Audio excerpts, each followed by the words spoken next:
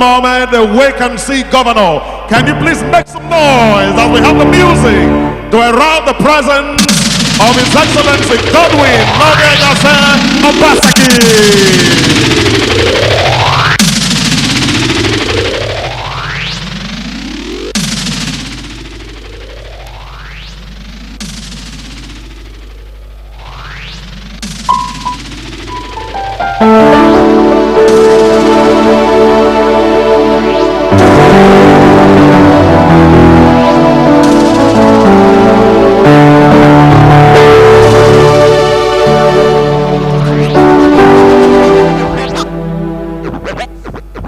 Edo must move forward, move forward, backward never, yo, no comfortability, move forward, backward never, yo, forward never, backward never, Obaseki na the man, we know, forward never, backward never, Shaibu self na the man.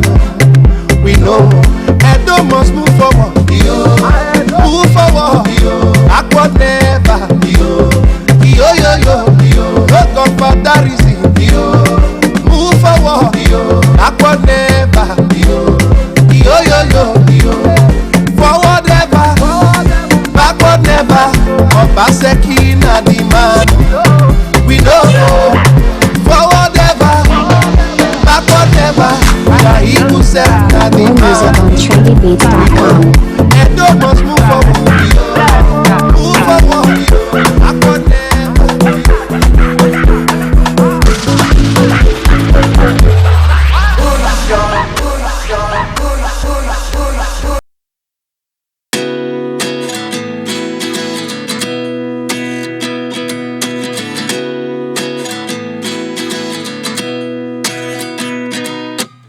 At 29 and I find myself wondering what did happen to the last 10. I ran away with my life, fast forward, never turn back again.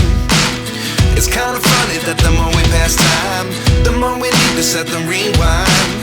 And 19 was the year I had to leave you, but now I'm seeing all the signs.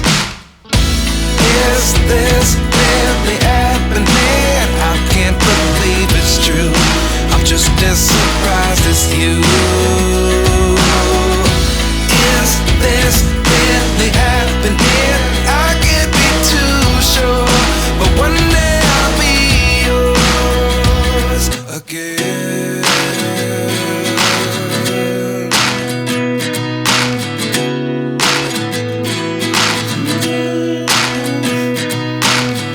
Life lessons come one in a dozen.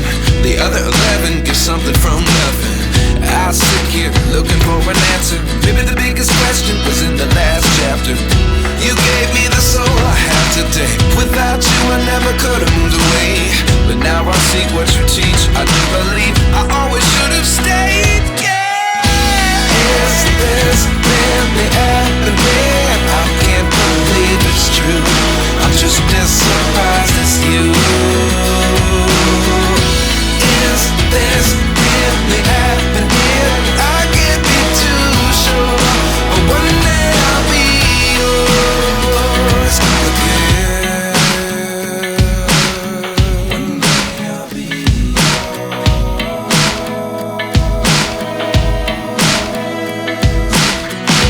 One day I'll be yours. I'll be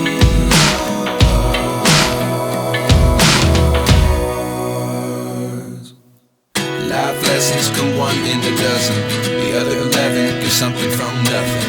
Life lessons come one in a dozen. The other 11 give something from nothing. Life lessons come one in a dozen. The other 11 give something from nothing. Life changes just open the door. One thing's certain, I'll always be yours. Is this really happening? I can't believe it's true. I'm just as surprised as you.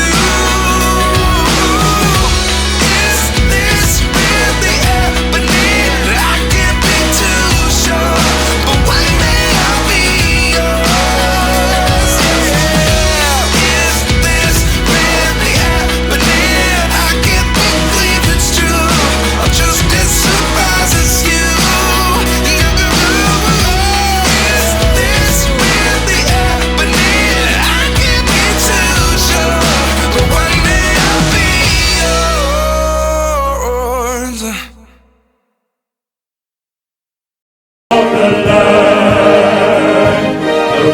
founding fathers have labored, and the time to serve is now. The glory of the new and the nation will forever be a pride. Beautiful and glorious and you're the heartbeat of Nigeria. Beautiful and glorious and stars are singing over you. You're the land people dream to be.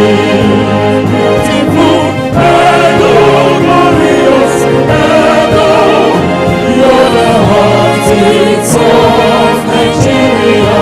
Beautiful and glorious and stars are singing over you. You're the land people dream to be. Beautiful and glorious and you're the heartbeat of Nigeria. Beautiful and glorious and stars are singing over you. You're the land people dream to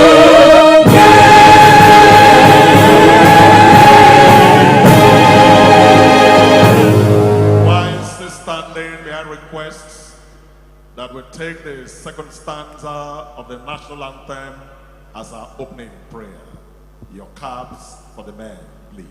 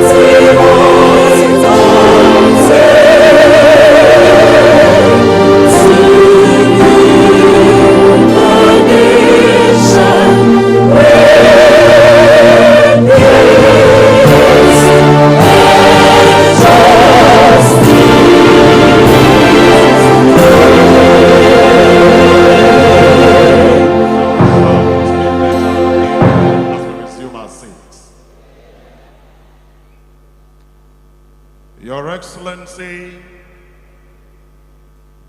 the technocrat in power, the man that has changed the face of good governance in Edo State, His Excellency Godwin Nogegase Obaseki. Please make welcome. Can I get a resounding applause for Mr. Governor? Our Excellency, the mother of Edo State, the First Lady and wife of our dear Governor, Our Excellency Betsy Obaseki. Please make welcome. His Excellency, the Executive Governor of Delta State, the Right Honorable Sheriff Oborewori, here represented by the Deputy Governor of Delta State, His Excellency Sir Monday Oyema. His Excellency, the Executive Governor of Bayelsa State, Distinguished Senator Duyo Dri, here represented by His Excellency Ambassador Dr. God knows, 'Knows' 'Igali.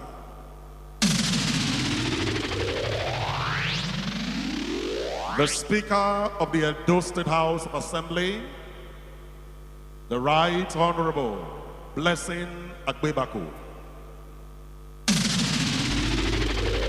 My Lord, the Honorable, the Chief Judge of Edo State, the Honorable Justice D.I. Okungbowa. His Excellency, the former Governor of Edo State, distinguished Senator representing the good people of Edo North Senatorial Districts, Senator Comrade Adams Aliu Eric Oshomole. The presence of Osho Baba here is a testimony that Edo is in a safe hand. Your Excellency, Mr. Governor, congratulations for being a team player. His Excellency, the former Governor of Edo State, distinguished Senator, Professor Osareme Osumbo. Can you please celebrate the heroes of our past leaders to the greatness of the Edo of our dreams? His Excellency, the former Deputy Governor of Edo State and former Chief of Staff to the President of the Federation, His Excellency Chief Mike Ayegbeni Okiadome, CFR.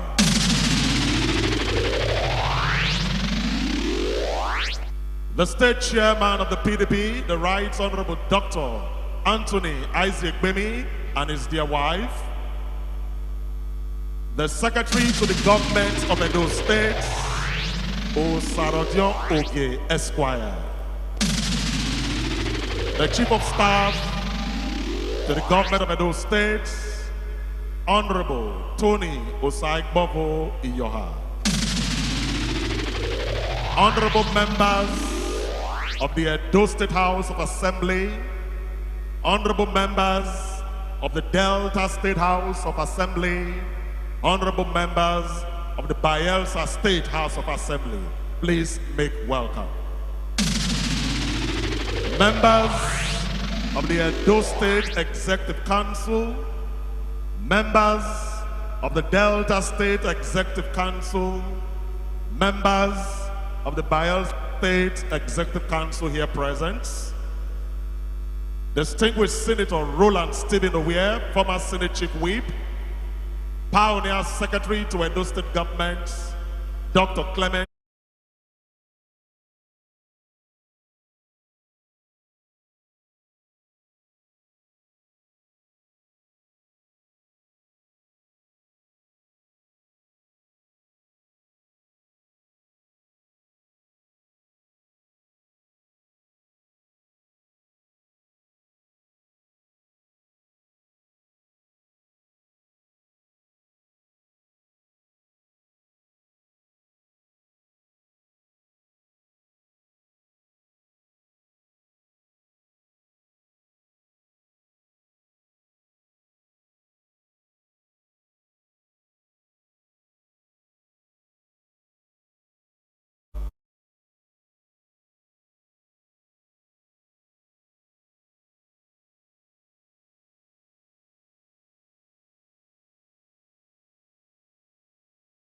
Shall we all please be upstanding until His Excellency gets to his podium for his dedicated service, for his wonderful, wonderful nature, and indeed for all his sacrifice to the government and people of Edo State.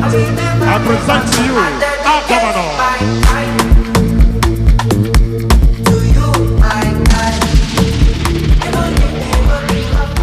Please, thank you. Please be seated.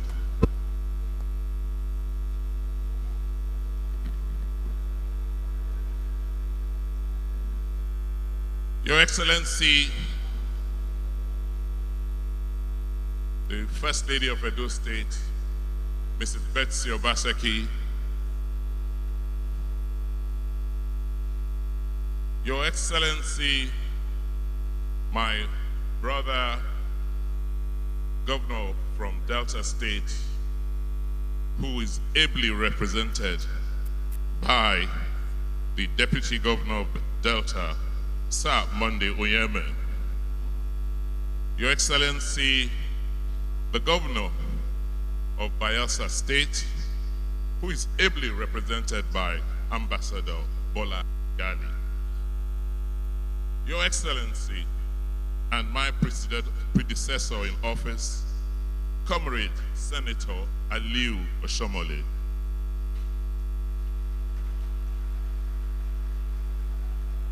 Your Excellency, former Governor of Edo State, Professor Senator Osarime Osumbo. The Speaker,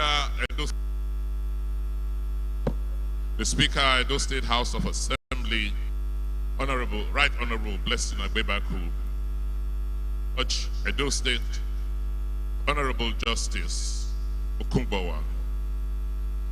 Please permit me to stand on the protocol that has already been established for the sake of time.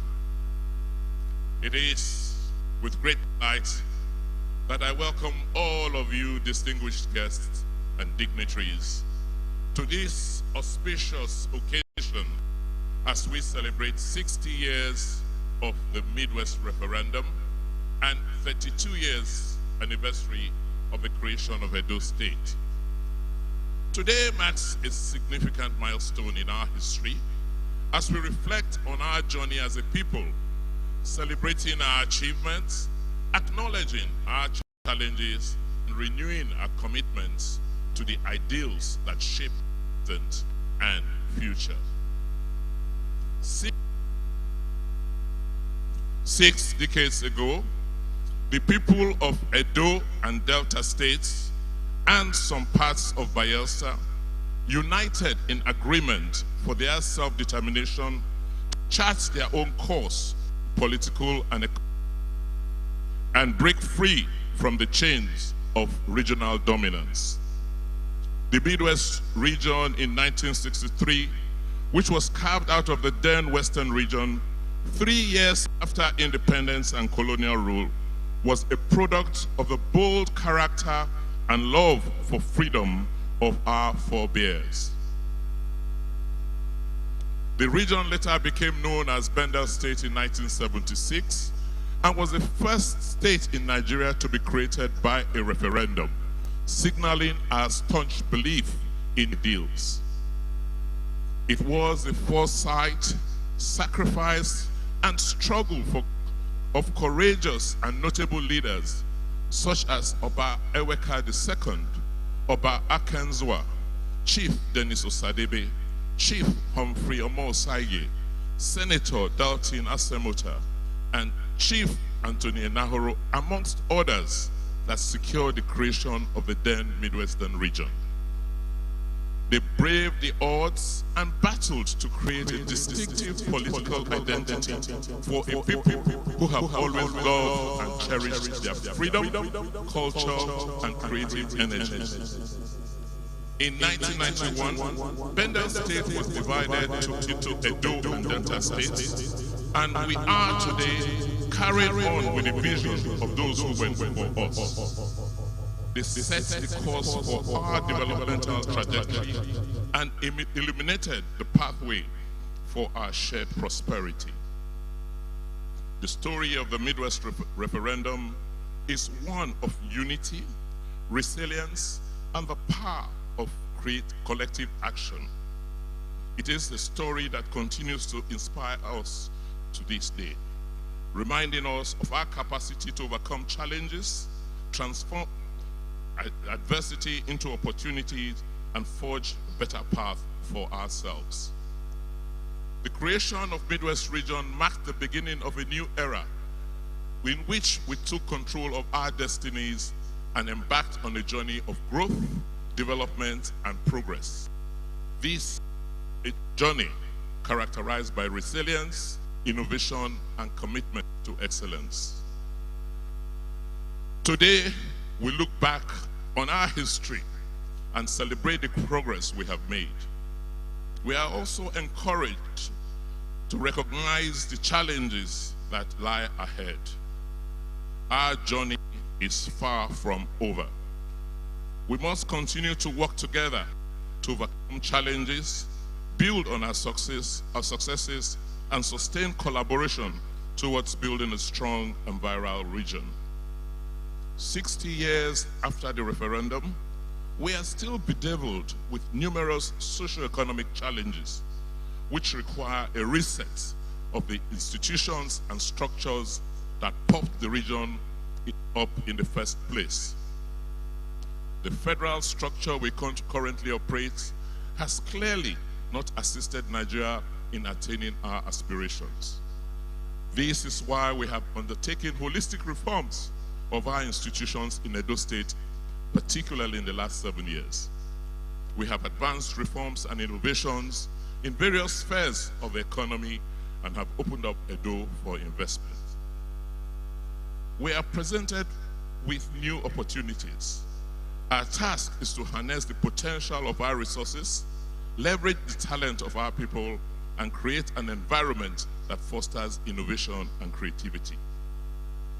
It is important to ask, are the conditions that led to the Midwest referendum in 1963 not staring us in the face in Nigeria today? Will we not be able to plan better for the future of our people and attain accelerated development with a less cumbersome system of government that promotes competition among subnationals and discourage the constant resort to Abuja for direction and resources? Nigeria is in very dire straits today as a result of a poor handling of our economic fortunes, and particularly with the removal of fuel subsidy, among other political and economic challenges. Perhaps we should consider the Midwest option. Perhaps we should consider maybe the Midwest option is what we need to fall back on at this time if we stand a chance at survival, so that we can set a new course for economic rejuvenation. I extend my appreciation to all of those who have contributed to the growth and development of our dear region, the Midwest region, which is now Edo and Delta states. We must continue to work together to build a state and a country that stands as a beacon of progress, a model of good governance, and a testament to the indomitable spirit of our people. I thank you very much for listening and wish all of us a very successful deliberations. Thank you. Ladies and gentlemen, can we give a standing ovation to His Excellency Godwin Nominasi Obaseki, I will never leave your as your side. governor? I will never go. I dedicate my time to you, my guy. Even if the road is rough, I don't mind. Thank you very much. Edo must move forward. Move forward. Backward never. Thank you. Yo, yo, yo. Please resume your seats. We are blessed as a people for that particular decision of our forefathers and great elder statesmen. I will leave you shortly with a video on the referendum on the Midwest. Reflections, reminisce on that. It has ushered in for us great strides. I'm happy to let you know that the smartest family in the United Kingdom is the Imafidon family, who hails from Edo State. I was expecting a better round of applause for that. The #1 doctor in the world, the president of the World Medical Association, is also a son of Edo State. Dr. Osahon Inabulele, and is right here Can you give it up for him, an international player that has brought honor to us? The video is next. Your Excellencies, my Lord, ladies and gentlemen, happy viewing.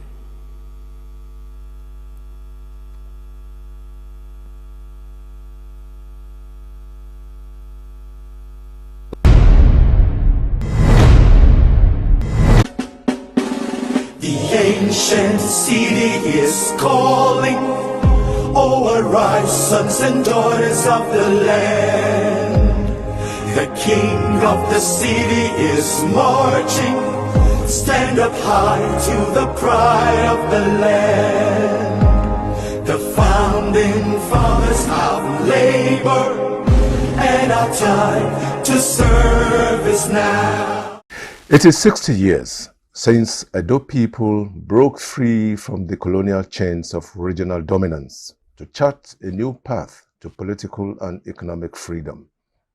It is an auspicious time to reflect on the challenges and sacrifices of many who braved the odds and battled to create a distinctive political identity for a people that have always loved and cherished their freedom, culture, and creative lifestyles.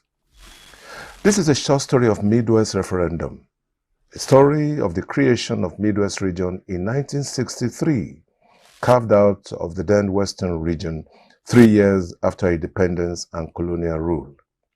This is a story about the mass agitation of Edo and Delta people for political restructuring, devolution of power from the administrative, economic, and political marriage of inconveniences colonial administrators lumped them, leading to exploitations.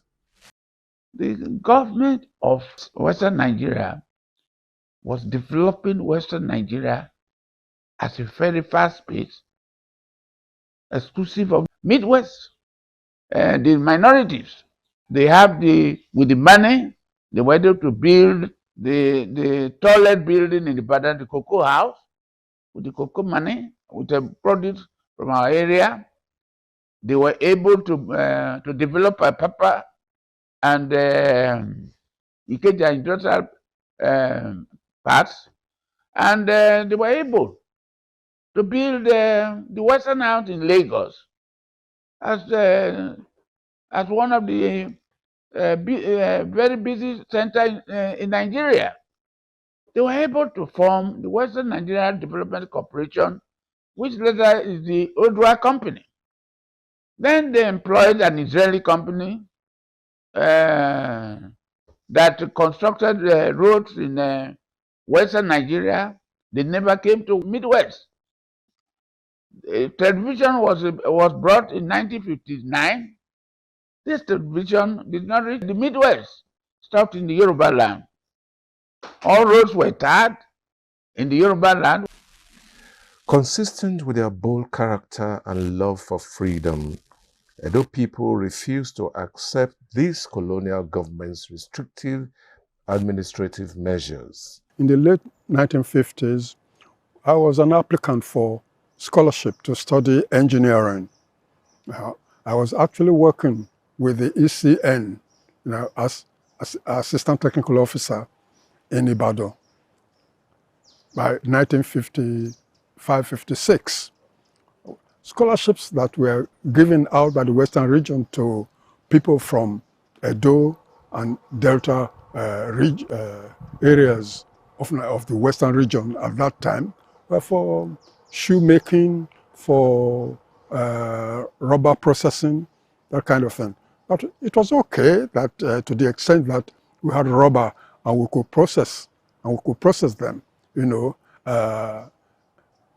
if we knew how, But the interesting thing was that scholarships for engineering, for medicine, and for things like that were reserved, for the Western region, But of course, when we ruled ourselves, we gave to all of our people that were due for it.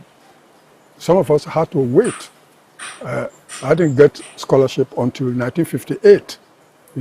I have federal government scholarship to study engineering.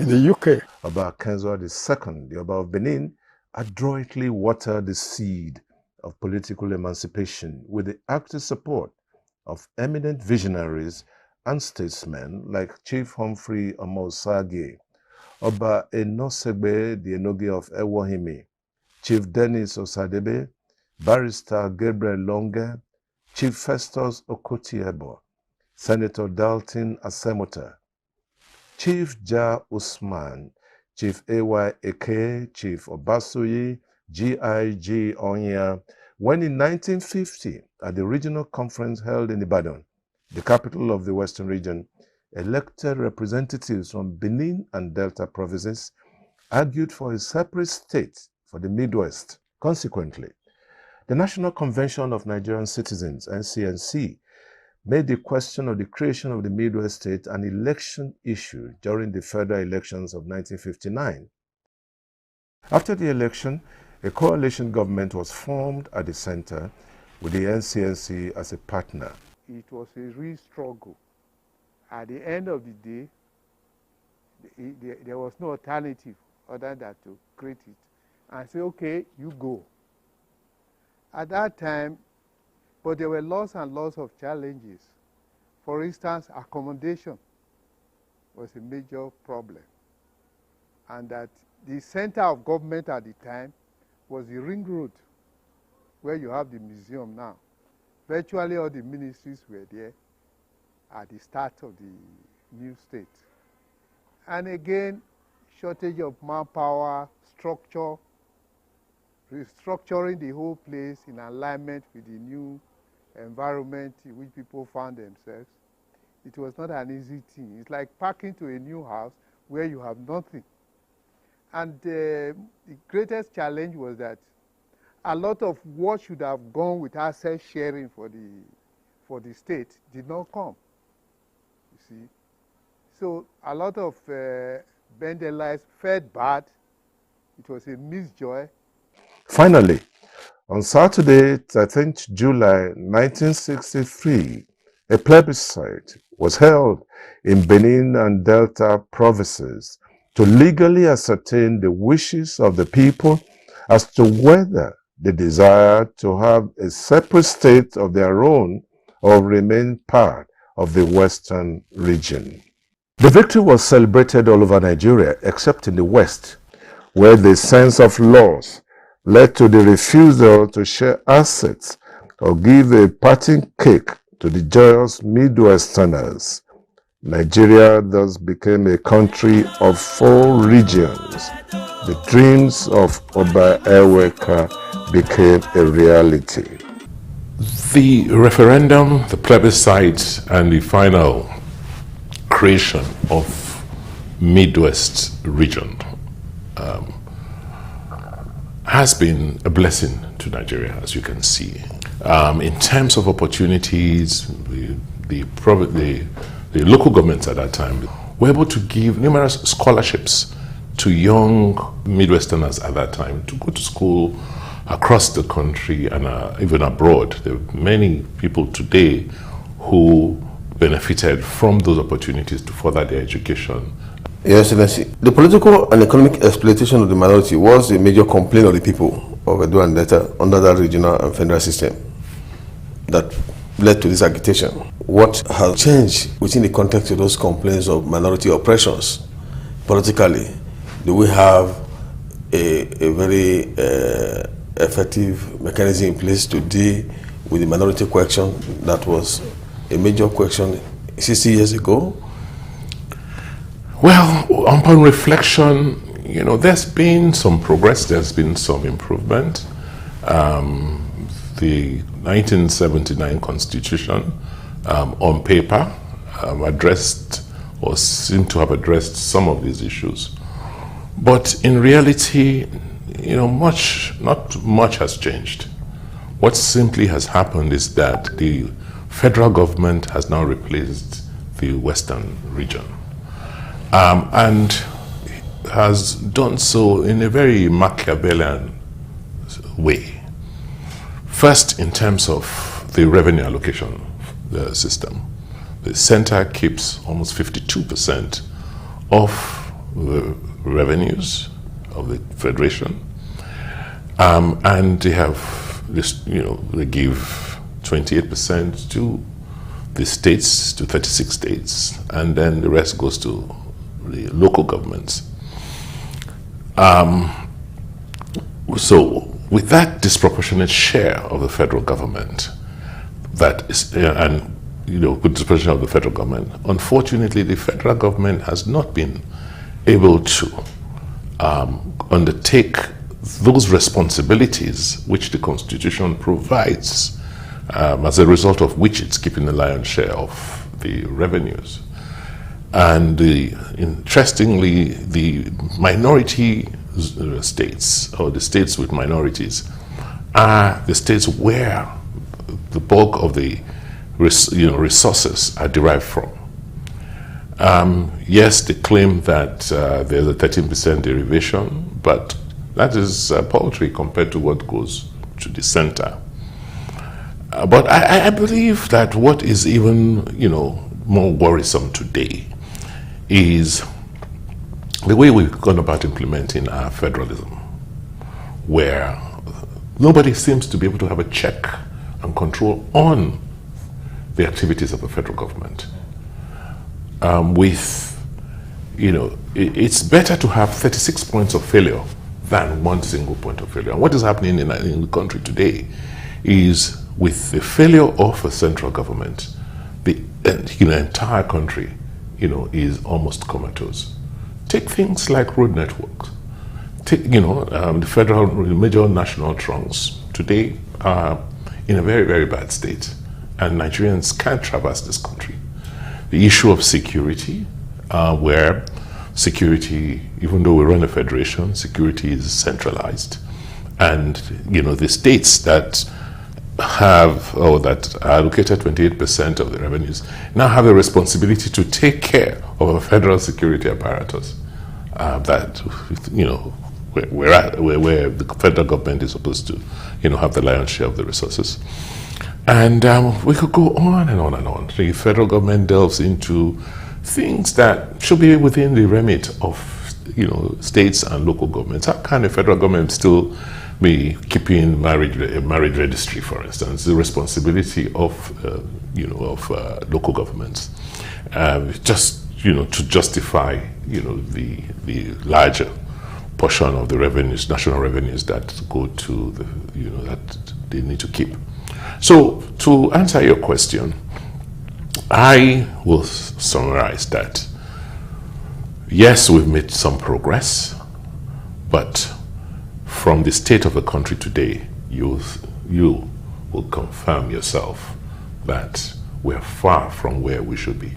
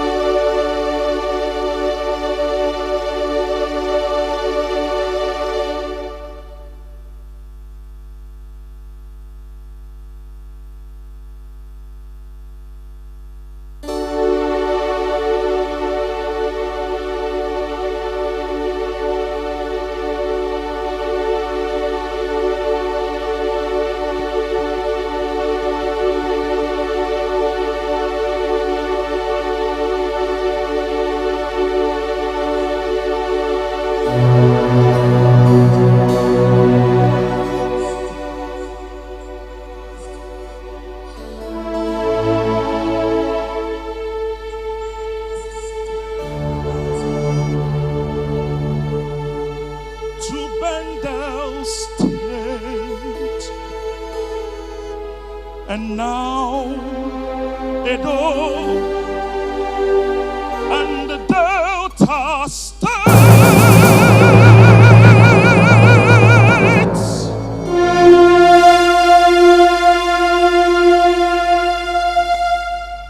Oh, hail Edo State, the heartbeat of the nation. Oh, hail Edo State, the heartbeat of Nigeria. Our voice is raised, our story unfolds, our hopes revived, our future shining bright. Our voice is raised, our story unfolds, our hopes revived, our future shining bright.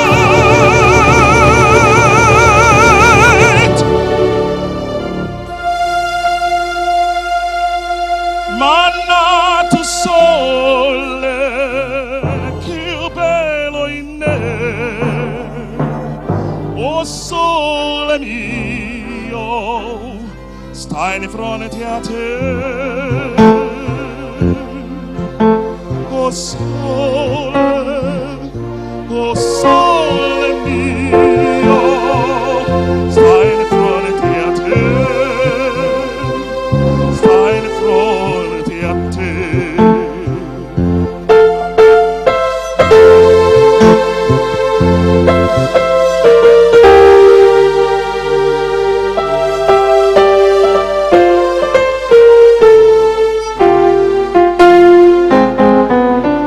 Che bella cosa, una giornata a sole, l'aria serena dopo una tempesta, nell'aria fresca pareggiar la testa. Che bella cosa, una giornata a sole.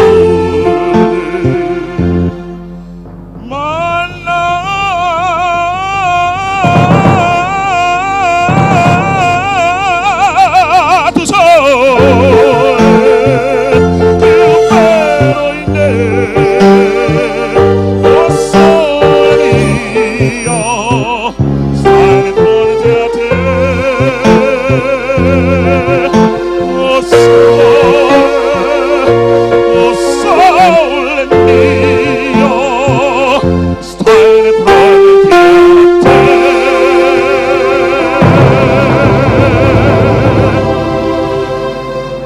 Stai di fronte a te.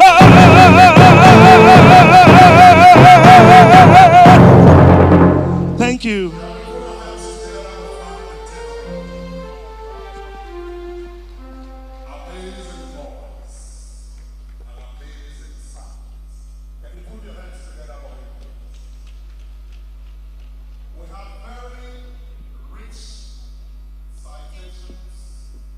On the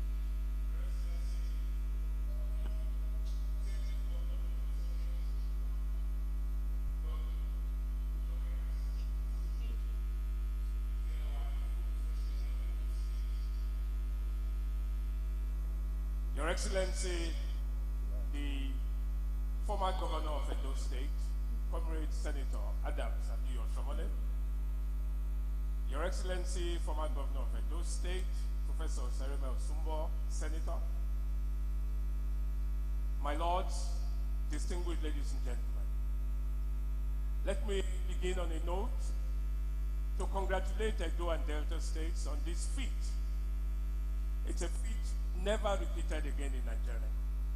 So this is historic, and we should be proud of what we have done. The governor referred to the Edo model, which I'm sure we'll get to hear a lot about later on. My entry point this morning is to provide a conceptual, a theoretical, historical, and a practical framework within which all of this will be understood. And the title of my presentation is Referendums and Federal Solutions. Referendums are an essential instrument for bargaining in federal systems. The essence of federalism is precisely the fact that it offers a bargaining framework within which diverse groups and states can agree on how to stay together. What is central to that bargain is the fact that there is the notion of self-determination. And self-determination comes in diverse ways. The most peaceful way to arrive at self-determination and assert the right to self-determination is to ask the people, what do you want? Do you want a separate state, or you want, a merger, for instance? Now, that's the essence of the referendum, or the plebiscite, as it is known. Federal solutions are solutions that are not cast in stone. They actually present a wide variety, and that variety begins with the most elaborate form of the federal solution, federal government. But it extends to other varieties such as decentralization, such as constitutional democracy, such as devolution of powers, local government autonomy. These are varieties that can be referred to federalism without federal government. But Nigeria does operate a federal government because we have a constitution. And referendums in a federal system would be the most peaceful if allowed. Most federal constitutions have provisions for people to decide where they want to belong. In the case of Nigeria, we had Southern Cameroons as part of Nigeria previously. In 1958 and in 1959, they were offered the opportunity to decide whether they wanted to belong to Nigeria or join Cameroon. The Adamawa province part of Cameroon decided they would merge with Nigeria. But the southern part, which used to be part of the eastern region, elected to merge with Cameroon. Now that's referendum at its best. We also have had, through our history, what you might call referendums.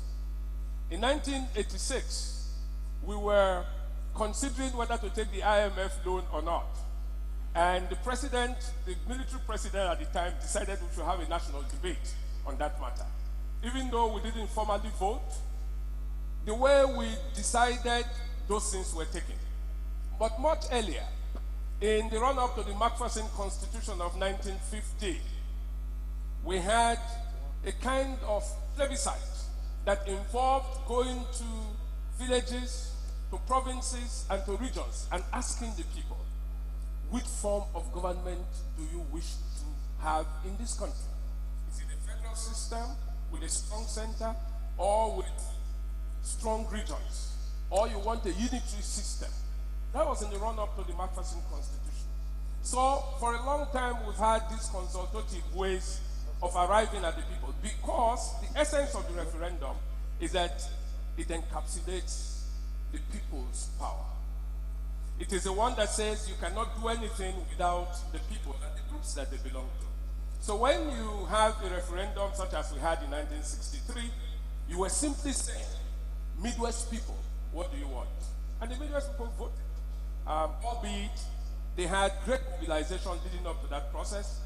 89% of those who took part in the referendum said we want a Midwest region. 89.07%. That was the outcome of that referendum. And as we have seen today, a lot of people had led that movement, beginning from Oba Eweka II, who actually had, as long ago as 1920, made the case for why we should be separate. That was that long ago. Today, we don't have the opportunity of another referendum. But what do we do with what we already had? To put this in proper perspective, I want to suggest, one, that there is no such thing as a true federalism. Every federal system decides the kind of federalism that it wants. If it works for it, that is its true federalism. American federalism is for America. Indian federalism is for India. Brazilian federalism is for Brazil.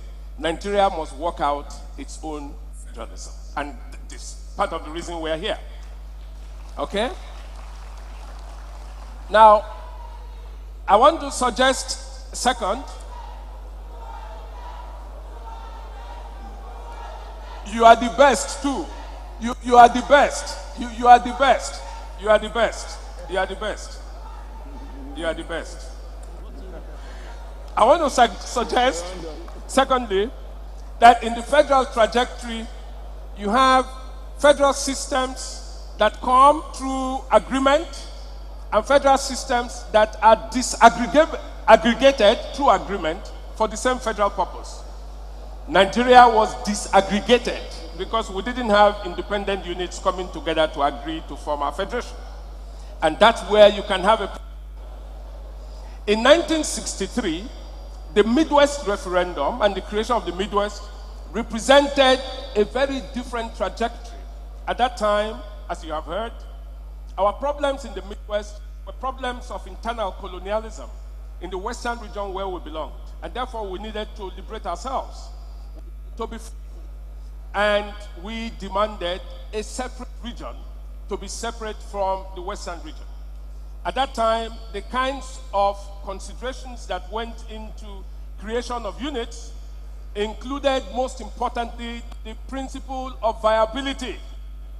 You couldn't become a region if you were not viable. Viability meaning that you needed to demonstrate your capacity to operate and function as an autonomous tier of government.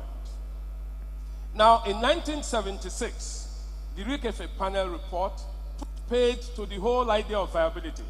It said what the governor repeated in that short excerpt that we just viewed. Rikefe Commission or panel said, it is no longer necessary for states to be viable. The viability of Nigeria depends on the viability of the federal government. If the federal government is viable, then its constituent units will be viable. Now, that has taken us to where we are today. The whole point being that today, not many subnational units can be regarded as viable. Why has this come to be the case? It is because, in its own understanding, the military took us away from a region-centered federal trajectory to a nation-centered federal trajectory where all states and local governments became distribution outlets for federal resources. The question of autonomy no longer mattered. States didn't need to be viable. Instead, the greater connections you had to the federal government, the more assured you were that you would develop. So nobody needed to do anything anymore. That's where we are today. And what I want to say to you is that in 1963, we had a federal system that proceeded on the basis of a balance of two forces. The forces of centralization and decentralization, because decentralization and centralization are variants of the same trajectory, and the forces of non-centralization, meaning that the powers and the autonomy enjoyed by the constituent units could not be centralized, could not be taken over from them. Now, in the nation-centered trajectory, the whole idea of non-centralization, which describes the powers that belong to the states as constituent units, has become such a big problem. And that's where we are today. Some say we should return to the 1963 Constitution, and that is where the solution is. Let us not forget 2 points.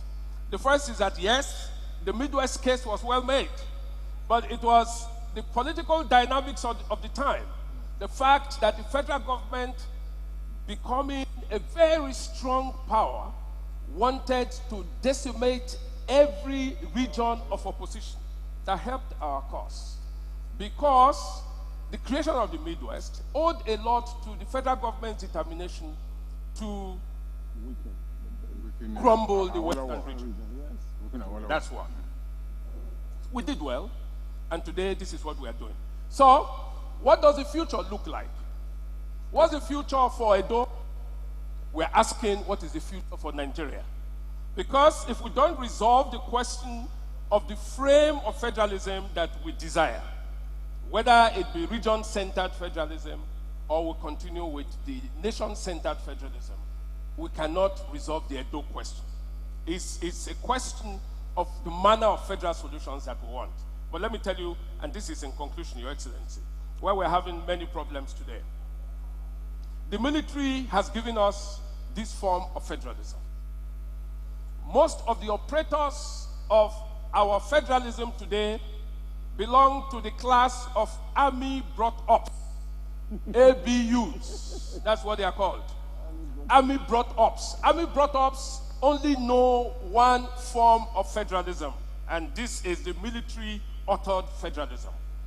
We need to demilitarize our thinking, our conception, and democratize the Army Brought Ups so that we can save them and save us from them.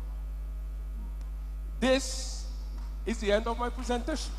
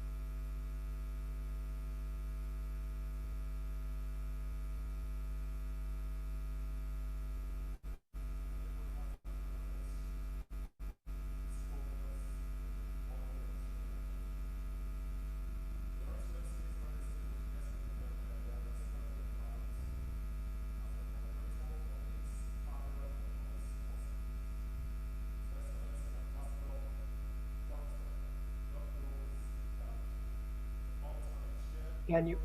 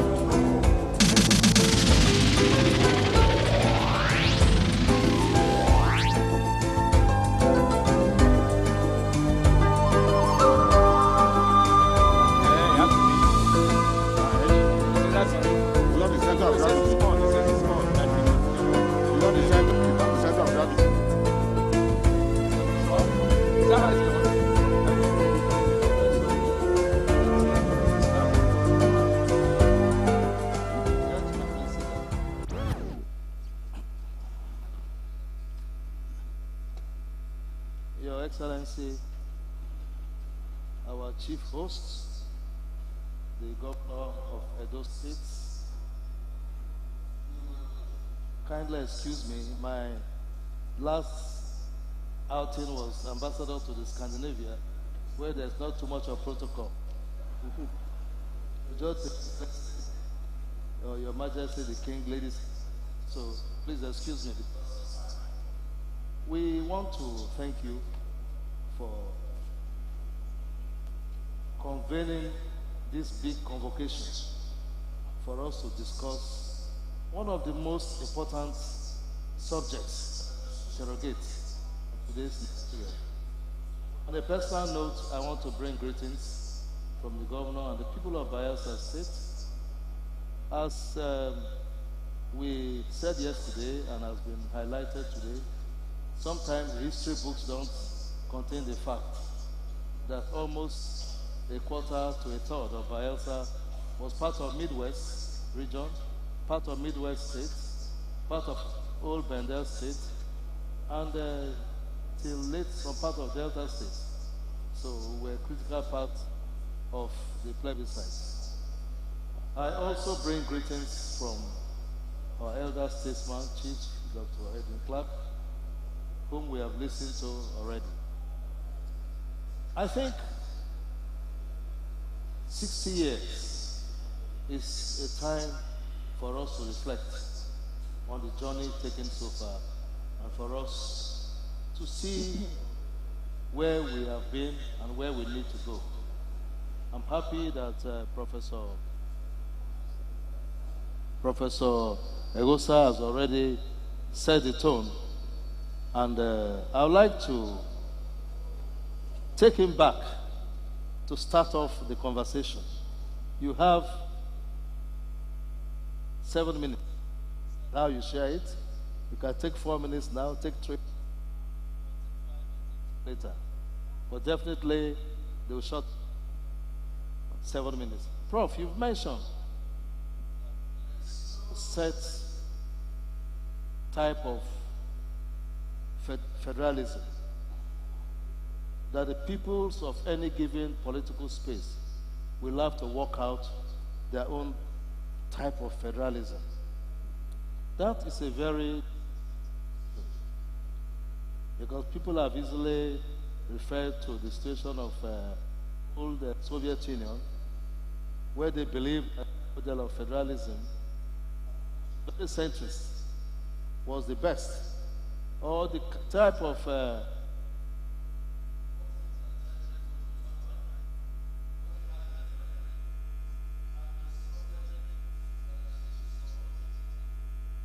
no standards of federalism. When we go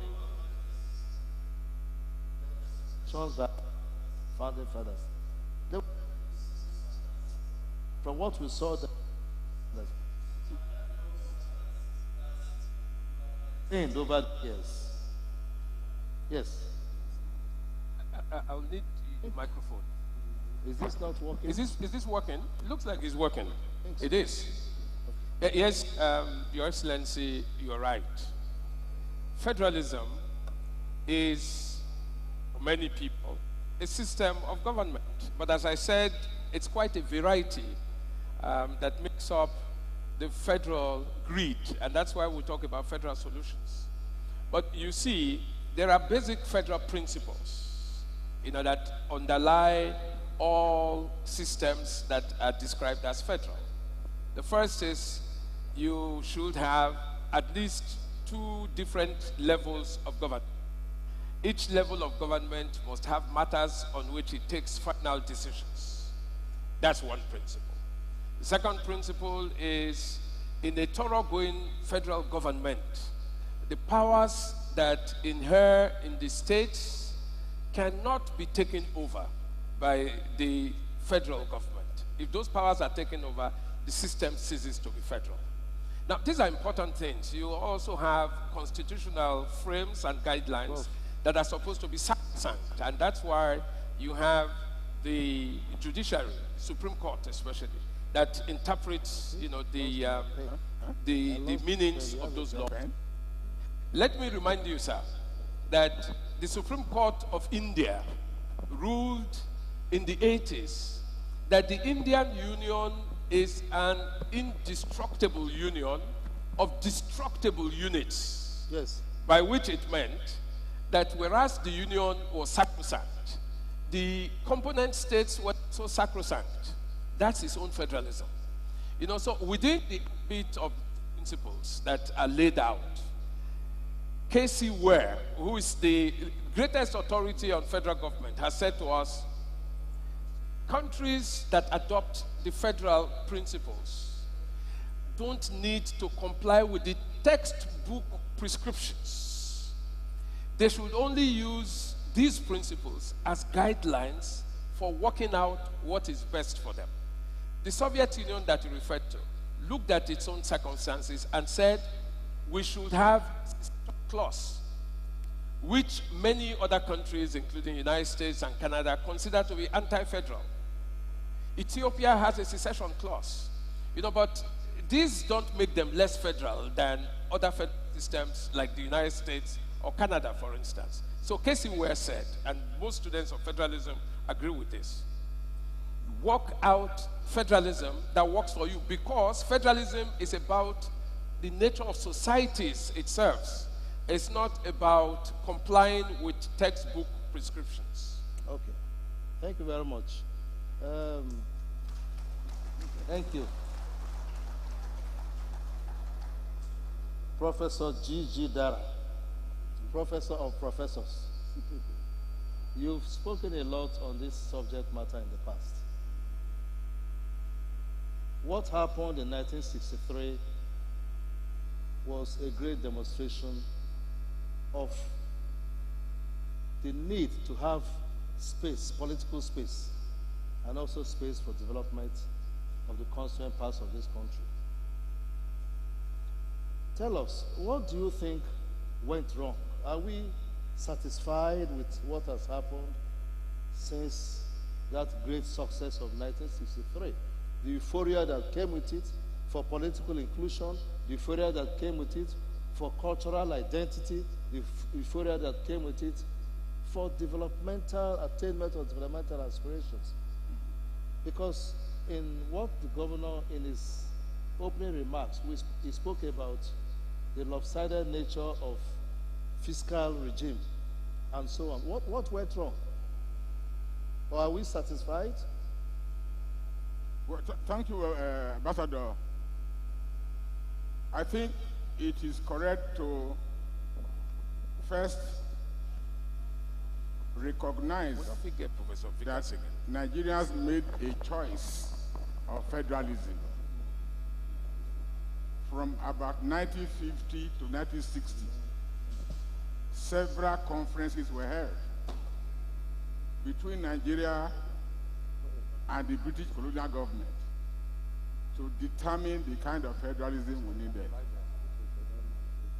So the 1960 Constitution was the culmination, was the final agreement of that type of federalism. And that federalism was chosen because it was suitable for a multi-ethnic Nigeria, a country of many nations into one nation. Our federalism in 1960 recognized that reality. So, although there were regions, 3 regions at the time, which were inherited from colonial rule, but the 3 regions showed that there were still oppressive minorities within the regions, and this led to agitation for separate states. The one of the Midwest was the best organized, but there were other movements. There was the Calabar, Ogoja, and Rivers state movement in eastern Nigeria. And there was the Middle Belt movement in what we call Benue Plateau at that time. But the Midwest movement was the best organized because it has good leadership. And we were consistent. And we were determined to be free from eternal oppression of Western region at the time. So we paid tribute to all the leaders who sacrificed their time. We have mentioned His Majesty. Prof, what has changed? What has changed? Yes. What has changed can be determined by the fact that the military truncated the process of federalism.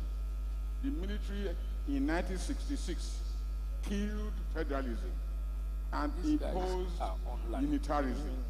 Unitarism is the direct opposite of federalism. There's a key element there which we must recognize, which is supposed to sustain the next phase of the struggle.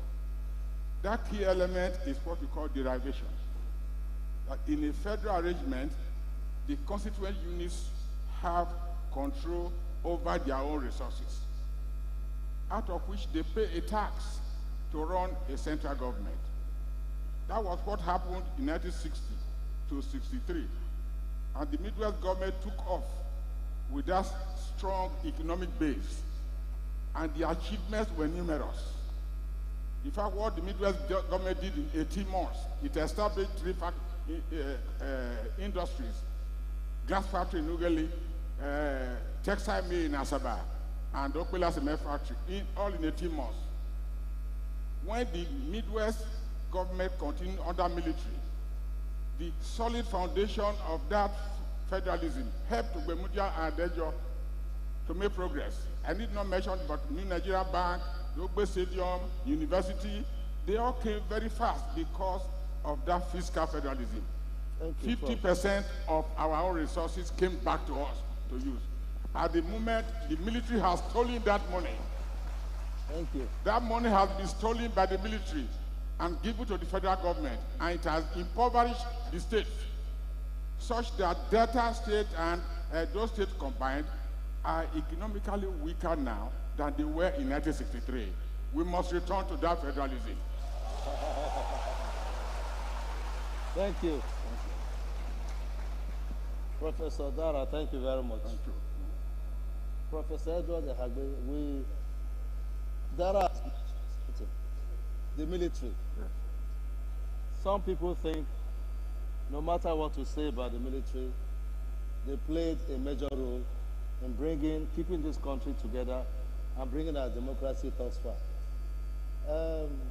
Contextualized Decree 34, Unification Decree, which many people think is the mother of all the problems, which abolished regionalism and the Midwest region that our fathers fought hard with sweat and blood just with a whimper, was gone. And after that, Decree 14 of 1967, creating 12 states, and thereon and thereon. Now there's a clamor for restructuring. Professor Dara wants us to go back to 1963, Yes. to go back 50 years. Rewinding 1963. Fiscal federalism. Bring this forward a little bit. Okay. Yeah. Thank you very much. No, take it forward. Yeah. That's it. Okay, thank you. I want to really thank you for this opportunity to be part of this discussion. And to really say that the point that is raising, we were privileged to have been together at the National Conference Yes. 2014, yeah. with our brother, Dr. Imabulele, as well.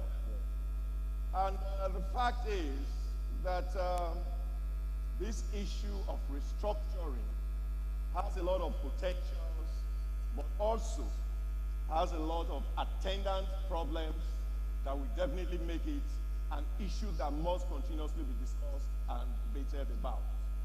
And that is that if we look at the role the military played by way of, yes, abrogating the regions, we could really say that they helped to answer to the needs of larger number of people that had taken place with the 1963, what we had as a referendum.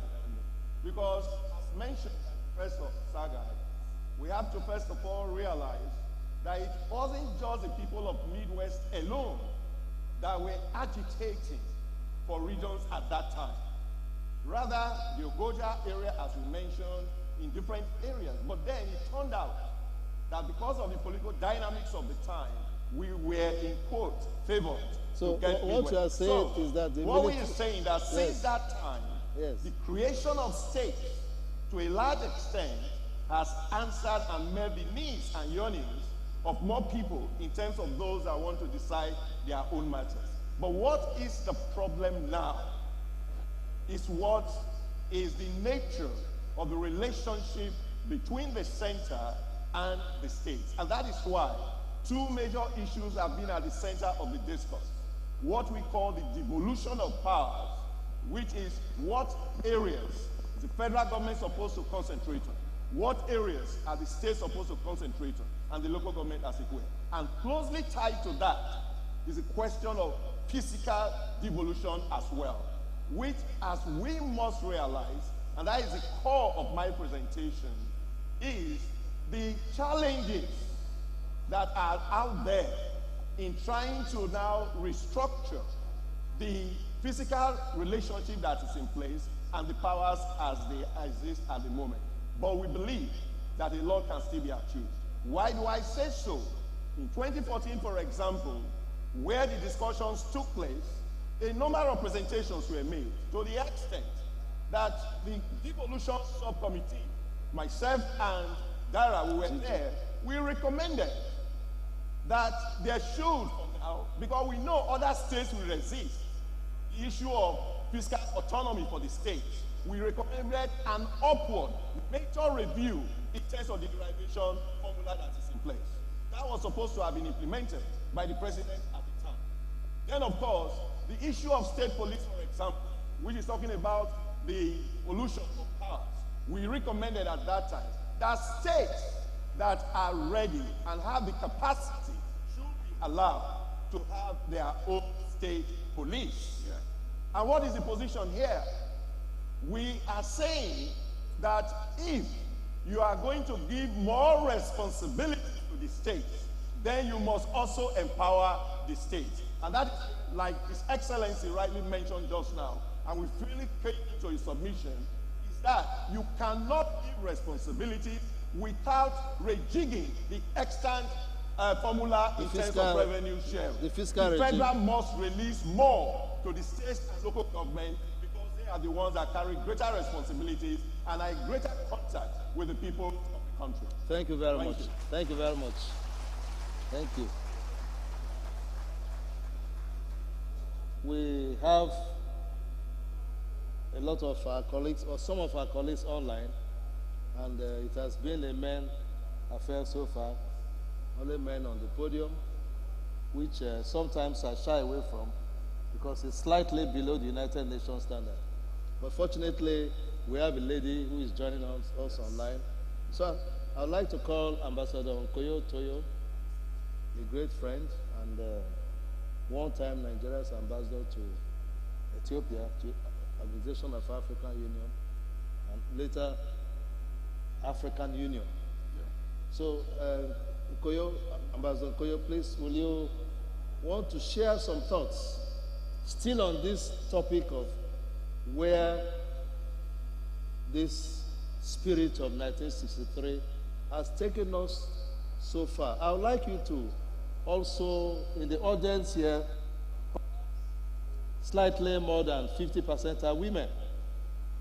And the First Lady has been doing a lot of work. Please, let's give her a round of applause.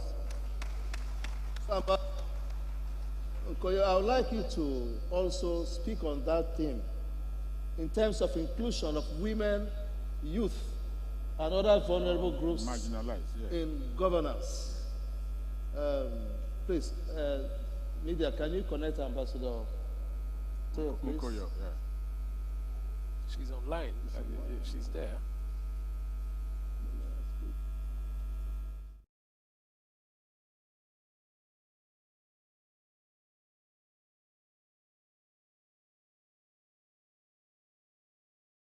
Is she on? No, that's right. Can you hear me? Okay, can we take a That's her voice. Yes, I can hear you. Can you hear me? That's her voice. We are hearing you too, but we can't see. Okay, good afternoon, Excellency and Ambassador Igali. Thank you for inviting me to be part of this very important and historical moment of reflection for our country and for the Midwest region.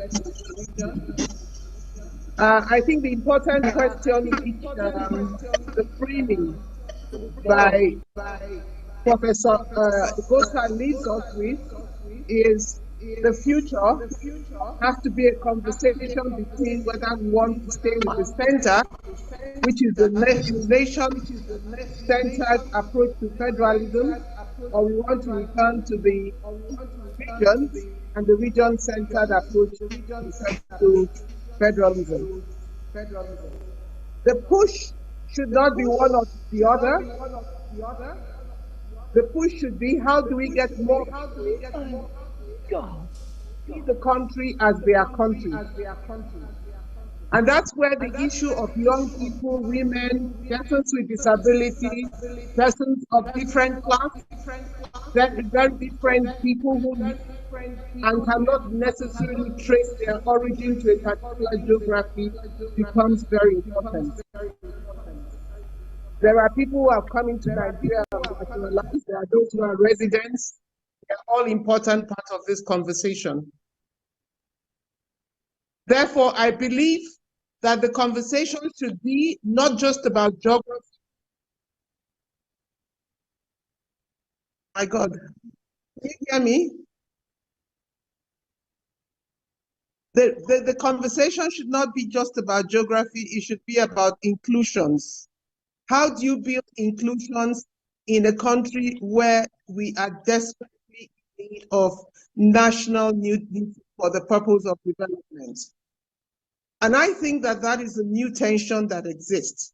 On the one hand, we want to keep what we have, and I have heard the comments made about how we can send more resources on the of devolution to the regions, but there is also the question of how do you sustain national unity and national development. So my comments will go this way, that we need to build a federalism as well as a country that takes care of all its citizens. As I speak to you, sometimes the regional context ignores the situation of smaller minorities. I come from a small minority, and I know that, for example, the dynamics in the South-South tends to privilege certain minorities over other minorities. And that in itself is a problem. As a woman, I have the same jeopardy of being marginalized in many respects. And that issue of bringing governance closest to the people addresses the needs of people like mine, who are both micro minorities as well as women. So in effect, what Agosa has left us with is a concept that says we can redesign our federalism. We can redesign the basis under which we work as a country. And that is within our powers and our constitution to do. It is no longer the question of truth, as some will have it discussed, but a question of what works for us. And what works for us, and given what we see the young people telling us today, who are spending more than 60% of the country, they want to see a country, a new country, that gives them development. And if it is going to be about development and what the future represents, it must be inclusive of all cadre of persons, whether they be women, young, old, a resident, non-resident.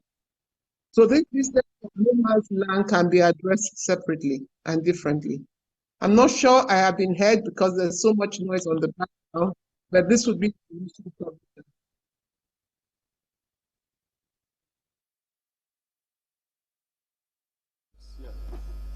During the 1963 plebiscite, there was a strong bipartisan, there was a strong pan-Nigerian approach.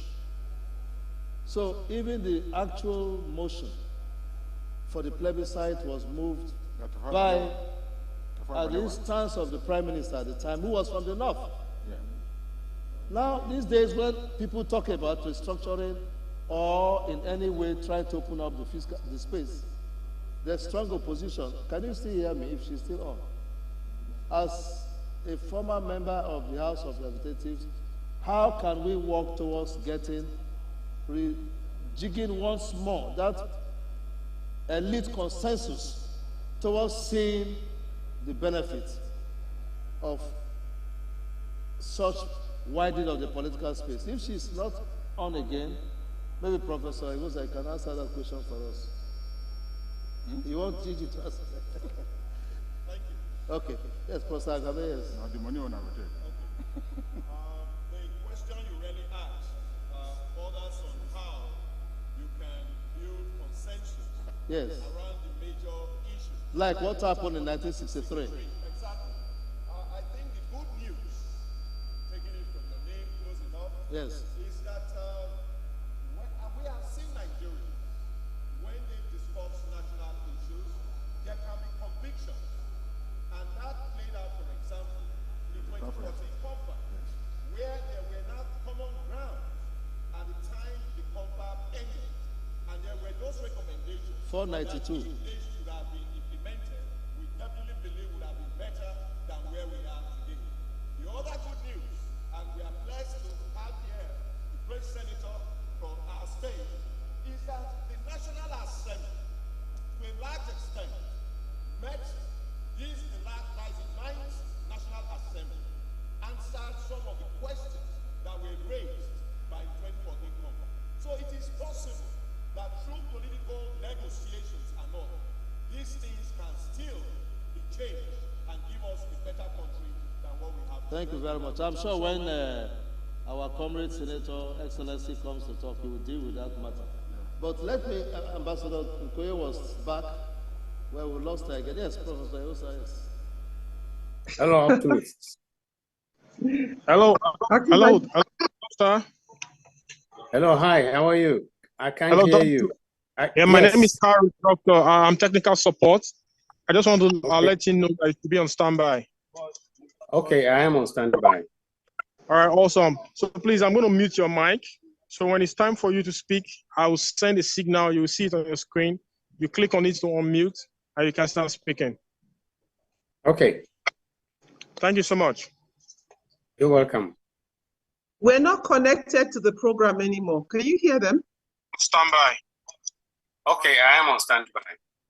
All right, awesome. So please, I'm going to mute your mic. So when it's time for you to speak, I will send a signal. You will see it on your screen. You click on it to unmute, and you can start speaking. Okay. Thank you so much. You're welcome.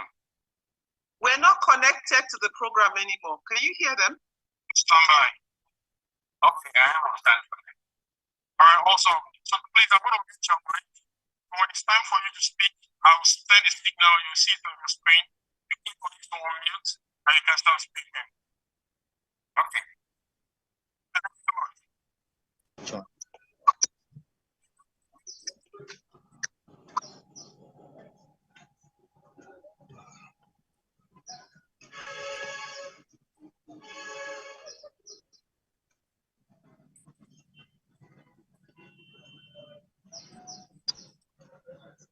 Let me call him not to join.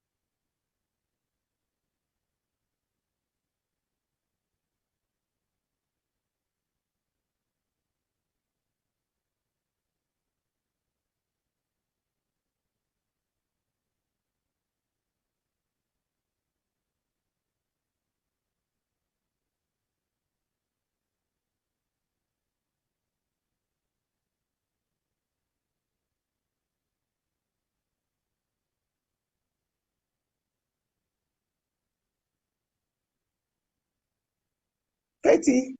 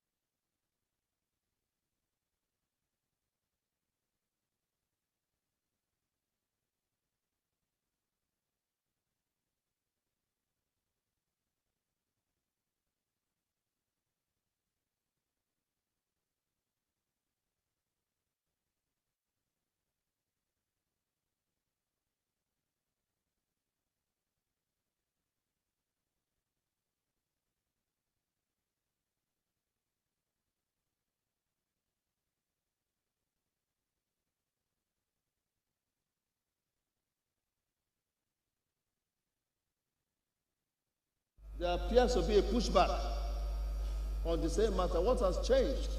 Because there was a time our fathers used to think as one, and it was people from the north that championed and joined our own fathers from this side. So, can I count on you on continuing with this trajectory? Please, can you give him some follow? He's speaking. We are still having some serious problem of technical problem. Let's give him a round of applause. We'll hear you later. Listen to us. So, all right, sir. Thank you, sir. Good morning, everyone. Continue with this trajectory. Please, can you give him some follow? Hello? We are still having some serious problem. Ah, that's better. Let's give him a round of applause. We'll hear you later. Listen. So, all right. Thank you. Good morning, everyone. Continue with this trajectory. Putting in. I've obviously joined here. There's a big picture there. Oh. You're gone. That's better. afraid we're having difficulties in connecting you. Okay. I've obviously joined here. There's a big picture there. It's all right. Professor Dara, I'm going to go to the audience now, but before I do that, can you tell us, looking back at 63 years of Midwest, now you have about, let us say, 2.5 states coming from this piece. And going back to I'm going to go to the years that now, but before I do that, Edo State has existed. That's not off now. Do you think that Now, the red band has gone off it. has been of great value to the farmer? It says just mute. All the villages in the extreme parts of Edo State, Delta State, Yes. Bayelsa State. What has been Says the mute great my value audio. of this sort of political opening up? Oh, okay. Yes, I said that the Midwest story was a success story at the beginning. In many areas, we were pace setters. Even in transport, Midwest line reached everywhere in the country. Please, let's give a round of applause to that. That's fantastic. Everywhere in the country. We were best in sports, in education. They gave scholarship to everybody who merited it. I was in year 1 when Midwest was created. I got a scholarship from year 1 to year 5. It was a success story. It transformed this area. I have said that story was aborted by military regime, and they killed resource control and killed derivation. To resume that struggle, the government of Delta and Edo should be in the front line. Yeah, Bayelsa done. too. And Bayelsa. It is gone. And extend it to South. Yeah. Yes. They should remain resilient and formidable. I can see a bit of green. courageous, brave, indomitable. I can see green. Demanding, Yes. demanding front and restoration. Now I see no green. Oh no, there's a bit of green. 100% over our resources. It comes and goes. Don't forget, get ambassador. Are you with me? Money from the Midwest that funded the Civil War. It is the money from oil and gas. Okay, so is that have I got the right? Money of oil and gas that built Abuja. You can hear me, and so my voice will go when I speak to the meeting. We perform like you are in Arabia, Malaysia, like Hong Kong. Yep. Federalism means resource control. We restore You want me to whip? condition for the future of Nigeria. Thank you. Okay. Well, I think it will be fitting to we'll take very few questions, just of which one must be a woman and one must be a youth. Not youth of 40 years, but a youth of below 30 years. We'll take 4 questions. Please pass the microphone around. Go direct to your point or your contribution. Please raise your hand, then they'll give you the microphone. It will be very brief. I hope we all know this is a live program, so we have to manage our time properly. Yes, there's a hand over there. Please, can you pass the microphone quickly? Please, just tell us your name and then go direct to your point. Are you a youth? Okay, you are not a youth. The one at the back is a youth. So, please just tell us your name and make your contribution. Please, the gentleman in front, yes. Thank you.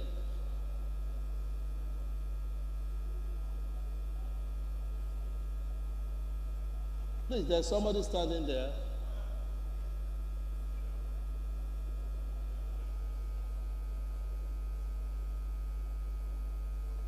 What is the difficulty? Okay, then come this way. Thank you.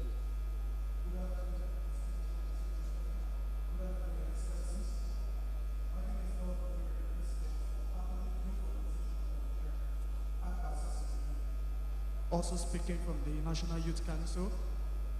We want to thank our fathers who are giving us histories and information that is very rare to many young persons today.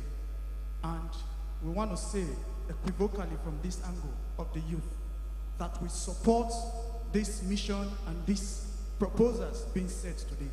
But we have one question. Where does our fathers need the young persons to come in? Because you and I know that this whole thing will not work if the young persons are not part of it. And we do not want a food being cooked while we are outside. We want to be part of the cooking. So where do we come in and when do we come in and what date is this step going to start? That is my question. Thank you very much. The panelists,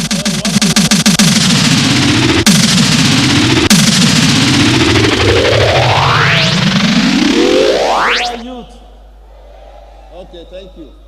The panelists will answer that question. And a female. Which way, please? There's a gentleman here. You said a youth and a female, sir. You've changed that? We have please, just one, him. Yes. Then after this, one woman. And that's it. Don't tell us your name and go straight to your question or your contribution. My name is Chief Anthony Tosan Prest. Okay. My suggestion would be that in the last few days, we've been watching things on social media in Zamfara, where they are picking gold from the ground. We know that we live in the richest country in the world. Even at Zamfara, they are picking it from the ground. They've not started digging for it yet. So we know that we're going to be extremely rich eventually. But for now, my contribution would be to say that if Northerners can surreptitiously be stealing the gold and not bringing it to us or to the central government, we should come up with our own ways too now. Abi, the more you look, the less you see. Thank you. Thank you very much. One last one. Thank you very much. History. My name is. My name. It's for a woman. We have taken the youth question because we have a constraint of time. Unless there is no woman who wants to say anything. Women, oh yeah. Our mothers, no contribution from anybody. Please go ahead. Thank you very much. My name is Dr. Sahoin Abulele, President, World Medical Association. Incidentally, I was in the national conference with Professor Dara and Professor Edi Iragbe. And so I will not further elaborate on what they've said. I clearly accept that there is need for fiscal federalism, the issue of devolution of power. But let me address one issue, which we seem not to have. And I think that is also part of the elephant in the room. Yes, we agree that there is need for fiscal federalism. But we also understand that unless and until we address the issue of good governance, we will continue to have discussions that seem to, of course, transform us into what I call sorry appendages of sham reformism. In other words, the recklessness in governance. How do you enthrone a regime of accountability where the people are able to, of course, demand for good governance and accountability from their leaders? Because even if you throw all the resources into a state and that state has no good governance, we'll just be wasting our time. So I take these discussions beyond the issue of fiscal federalism must also talk about the accountability structures, the governance structures, so that we can have value for money. Each time I travel abroad, I see small states, not even up to our states, doing beautifully well. It is because of the whole concept of good governance, rule of law. I therefore want to submit that beyond the discussions, let us also be able to build that structure to give the people value for money. Thank you. Very clear. So, yes, we have a woman, yes, at last. Please give the mic to her. Quickly. I saw a hand from a lady. We have a woman here, please. Well, thank you very much. We'll answer this question. Okay, please. You have the floor. I'm Ruth Okumbo, and my question is this. In a society where integrity, fairness, justice is not thriving, when resource control is returned to us, what will happen? And if the society is not having all of those qualities, what standards are we to set? Because when we were growing up, we were told that wherever we go, wherever we be, we should not say yes when we meet to say no. So we need to bring back our children, our society, to mean yes when they meet to say yes. Thank you. Thank you very much. Members of the panel, you have one minute. Okay. Because we're almost out of time. You've heard the questions. The need for us to go back to ethics, morality, and governance. Some states are setting the standard. What is going on? And process. So any of you can take any of the questions. 1 minute each. Okay. Bring it down, Prof. 1 minute. Starting with you, Pastor. Yeah, thank you very much. Good governance can be attained. Our governors, our representatives, they are doing their best. I'm saying that there's a fundamental error which must be corrected. If you have a caricature federalism, you cannot have good governance. The federalism we're asking for, which will guarantee good governance, is the one that gives us autonomy to run our affairs. As it is now, most governors, most people are subscribing. If you are not a friend of the president in Abuja, you are in trouble. We must remove that obstacle. We must remove the states and make them autonomous so that they can be accountable to their own people. And the best way to be accountable is for us to be in charge of our own resources, as I have said. Thank you very much. Let the governors of Delta Edo, plus the one of Bayelsa, and the rest of South-South, they should support Southern and Middle Belt Forum, Leaders Forum, which is now the platform for advocating the implementation of the 2014 National Conference. Thank you very much. Resource control or no federation. Thank you, Professor. Thank you very much. Very affirmative. Yes, Professor Agbo, yes. You're on. Thank you very much. Mine would be, hello? Yeah. Okay. Son. Submission would be, It's working. Thank you. My own submission would be that one of the very veritable reasons we can continue to advocate for further devolution of powers and then more resources going to the states is the performance of the Midwest region and the performance of the states that came out from the region, to the extent that just like our chief, E.K. Clark, mentioned just now, so many things were not getting down to the region at the time. But with the creation of the Midwest, those things started getting here. With the creation of Edo State, for example, Delta and others, and the performance of some of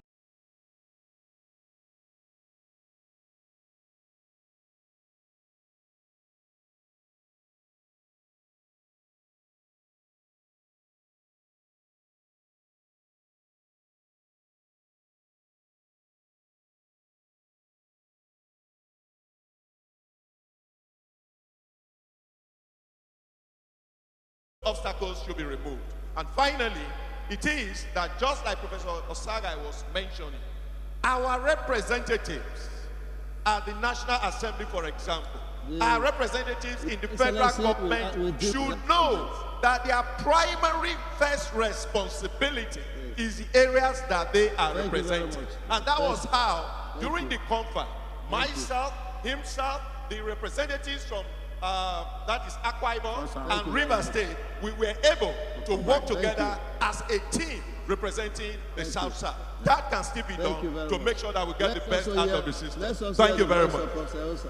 You have about 20 seconds. 20 seconds. It's just to say two things. I like the point about leadership and accountability. What we are saying is that we need a more productive country. In order for that country to be productive, the states themselves must first be productive. My concluding statement would be, situation in the Edo State. People say, is that governor able to do things in spite of since he doesn't have? Yes, It is in this country that we have had activist governors who, to interpret those laws and bring them to life, took the federal authorities to court.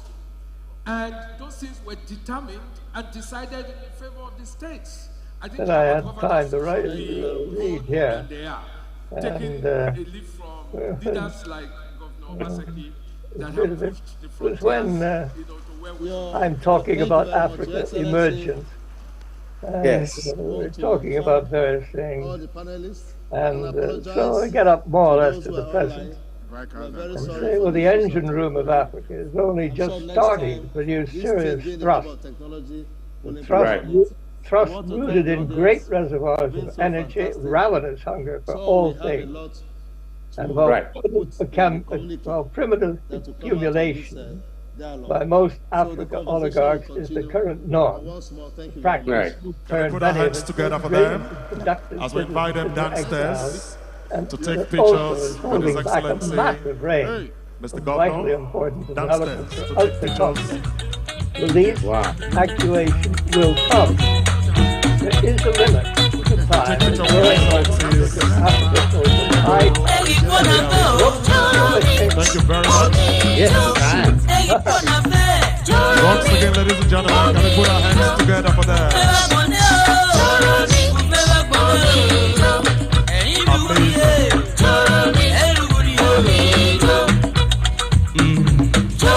Thank you, DJ. We next will invite the Excellencies to take pictures very quickly. And after which we are inviting our two former governors that are here. But first, let's have these pictures.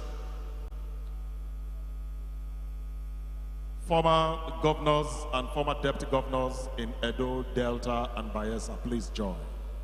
His Excellency Chief Mike Ogiadome, please.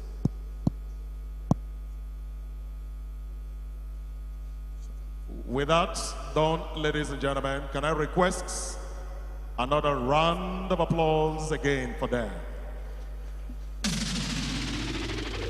It is my singular honor at this point to invite His Excellency the Comrade Senator Adams Aliyu Oshobale,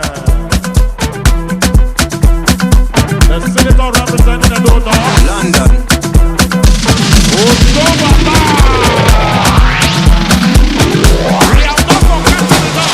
Hello, with everybody for you.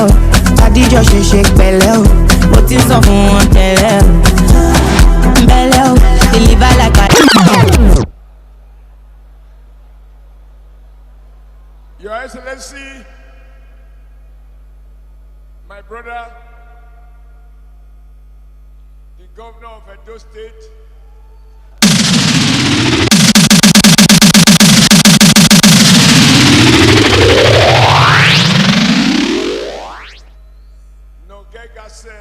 Obaseki,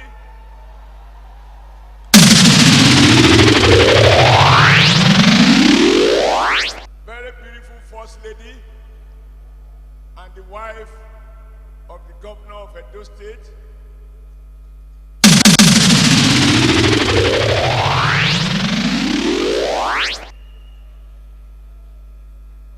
please allow me to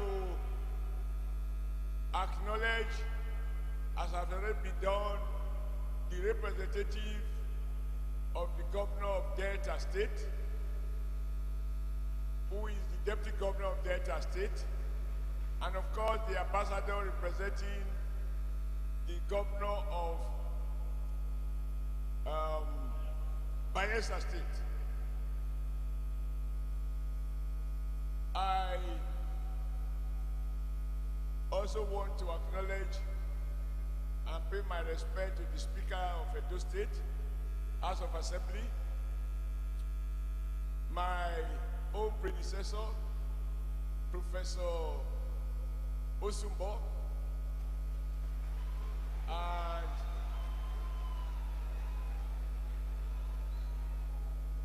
allow me to respectfully adopt the protocols that have been established. But let me thank Ambassador Kigali. Very sound ambassador. And I'm sure you are happier to be here than in Scandinavia because it's so cold there.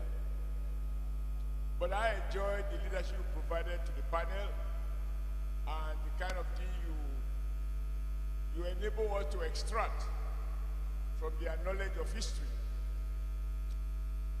But I want to start by thanking the governor of Edo State for this great initiative.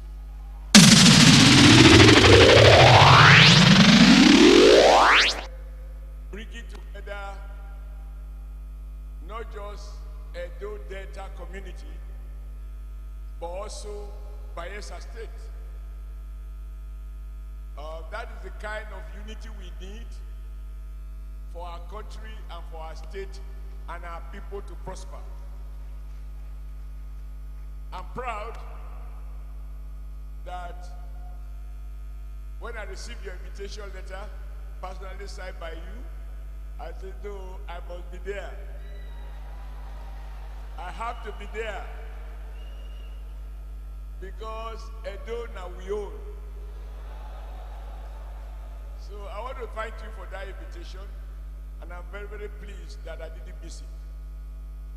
I want to appreciate the panelists. And as they were talking, I said to Professor Osumbo, there are a lot of young people here who have no idea how Midwest was created, what was the dream, what was the vision, and therefore they will grow up to think that things were always like that. He's a young Edo man, very young one, younger than the one that asked questions, that moved the motion for Nigeria independence. And they did all the struggle. They went to prison, they came out of prison, but they could not imprison their conscience. They were fired on by a shared commitment that we did not be second to any other. And as you can see, as we used to say, and it is the fact, Midwest was the only one that the people, regardless of their ethnic differences, came together to fight for freedom. And that freedom has been achieved. But Igala asked me earlier whether I think the vision of the founding fathers of Midwest has been achieved. I said, well, that is arguable. But we can talk about to what extent has it been achieved, but there can be no question that a lot has been achieved. If we were still under Western Nigeria, will a small man like me have become the governor of this state? Maybe Obaseki can because he's taller and maybe also more. So I think that it is not exactly a failure. Maybe there is a gap as usual between what we could be and where we are, but obviously we are a lot better off. I will have to defend it and protect it. The second issue, and this one I'm sure Governor Obaseki is very familiar with it, because he was part of the think tank. We realized that we of the South-South, the creation of state is helpful in terms of opening up communities that otherwise we never have experienced governance. When I went to Bayelsa and I saw what is going on in Yenogua, I went to Asaba, I saw what was going on in Asaba just 2-3 weeks ago, and I went to Port Harcourt, I saw what is going on in Port Harcourt. I wasn't able to get to Cross River, but I believe this also happened here. It's clear that the creation of states, what we have now in Akwa Ibom, all of those, I believe, are the result of creation of states. But however, as we continue to create more states, the units become smaller and the federal government simply become bigger. You now need to build consensus to have a voice loud enough for Abuja to hear, because it is far from here. And how much they hear and how they respond depend on the character of the individual who is presiding over Nigeria Incorporated. I think that we shouldn't lament. Forum like this is meant to remind young people where we are coming from, and even to remind leaders of what our duties should be. So I want to thank you, my governor, for, even your choice of panelists, people who understand the issues and who can speak in a language that we ordinary people can understand. But Ambassador tried to put me in trouble. He took advantage of his relative height and both vertical and horizontal to ask me, knowing fully well that he didn't vote for me, because he was voting for another senator in Bayelsa, and he wanted me to now speak for everyone. But let me say that I'm very clear that nobody deserves the vote of the people. If once after the elections are over, you're going to forget the promise. Your Excellency, when I was campaigning, what I did say to people of Edo North was that I believe, even without consulting other candidates from Edo Central and Edo South, that this thing they call constituency project, that our own first constituency project should be to work together to ensure that traveling from here to Auchi, to Okene, to Kogi State is no longer what it is. And when I got to the Senate, the first third day, I believe, I raised the motion that we shouldn't just be lamenting failure of federal rules. It is either federal government live up to its expectation. If it doesn't, then we can revisit the issue of allocation. I do agree, one of the things I observe, everybody speak in the manner that you have spoken until you get to Abuja. When you get to Abuja, it appears to me like the governor was asking me, am I now a federalist or a representative? I think there's some confusion. So, but I think I was invited basically to deliver a goodwill message, not to be interrogated by an ambassador. And I just came to listen to learn, but above all to show solidarity to the governor of Edo State. I wouldn't abuse you are giving me 2 minutes. Very kind of you, because the governor hasn't gotten me private jet. I have to buy a ticket, and if the flight takes off, you will have to pay for my hotel bill or NEPA bill tonight. But let me appreciate our royal fathers, Kasikleli now study on the podium here, and all the young men and women. Eda Kweki, Oba Atokpaye. Let me assure you, Your Excellency, working together with the senators from the South, we will try to recognize the fact that although we come from different states, but our mission is the same. And Mr. Governor, you were part of the huge effort to develop what we call Brace Commission. But if we have Northern Governors Forum, Southern Governors Forum, Western Governors Forum, Southern Governors Forum, what does it translate to? Cocktail parties in the evening and coffee parties in the morning. We agree that we have to try and build an economic bloc, taking advantage of our huge natural endowment. We work to some point, but like somebody said, that spirit of working across party line, which make it possible for NCNC and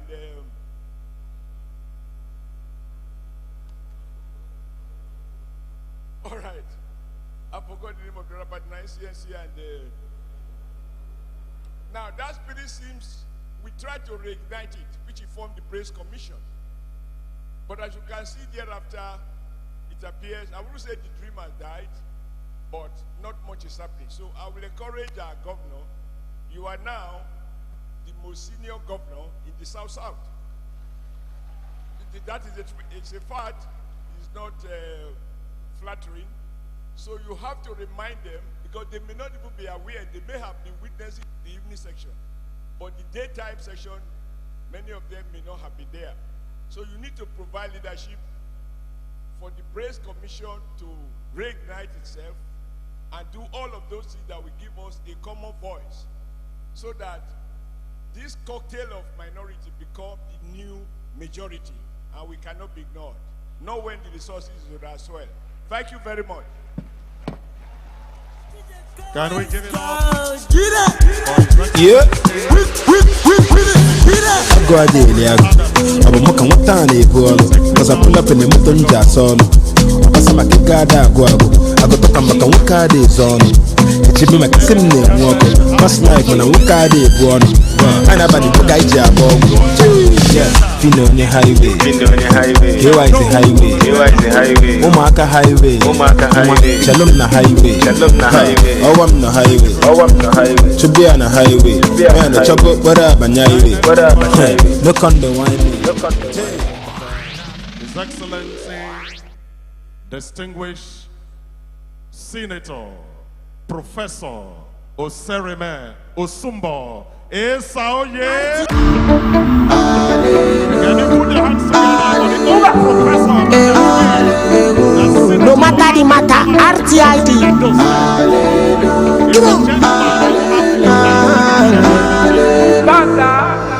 Suffer for work, enjoy for heaven. This thing they happen to anyone. I come from nothing, enter many things, but this thing they happen to anyone.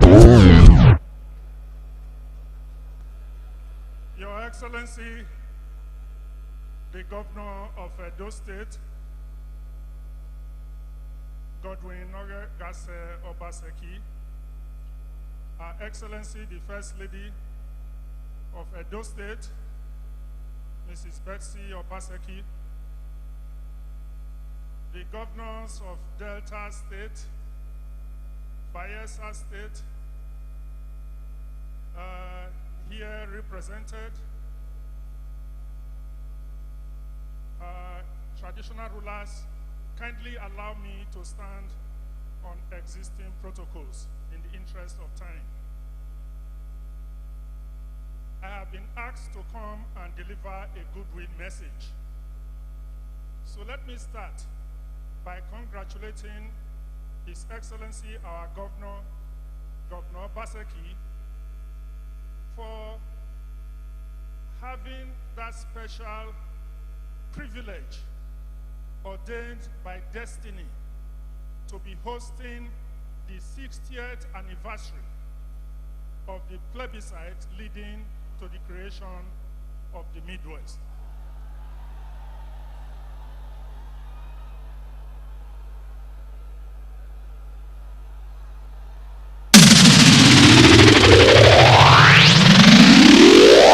And also the 32nd anniversary of the creation of Edo State.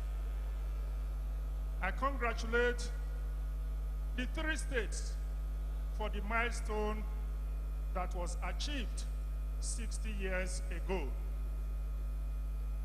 Let me just mention a few points which I will want you to take away from this program. Points which have been mentioned, but I want to emphasize them. The first is that what happened 60 years ago, the creation of the Midwest by plebiscite or referendum, is the only one that has happened in the history of Nigeria. Northern region was the creation of the British. It's not the Nigerian people that created the North. Western region and Eastern region were also created by the British. Those regions were not created by Nigerians. It is only the Midwest that was, through a democratic process, created by the people democratically. And since then, the other federating units that we have had, 12-state structure, 19-state structure, 30, 36, were all by military decrees. So we must constantly remind ourselves that we are the only democratically created region from which 2 states have now emerged. That plebiscite, I must say, was not 100%, and it was mentioned here, that only about 89% of the voters voted for freedom from Western Nigeria, Western region. More than 10% of the people wanted to remain in Western Nigeria. So that tells you that even when something good is coming to you, not everybody will agree with you that they want that something that is good. So you must be prepared at all times to be focused on your goal, because when you succeed, the others will join and celebrate with you. And I'm sure those 10% people will be happy that Midwest was created at the time it was. The next point that I will make very quickly is that by January of 1966, there were 4 regions. The northern region was broken into what is now 19 states. Western region was broken into 6 states. The former eastern region is now broken into 9 states. But western region remains only 2.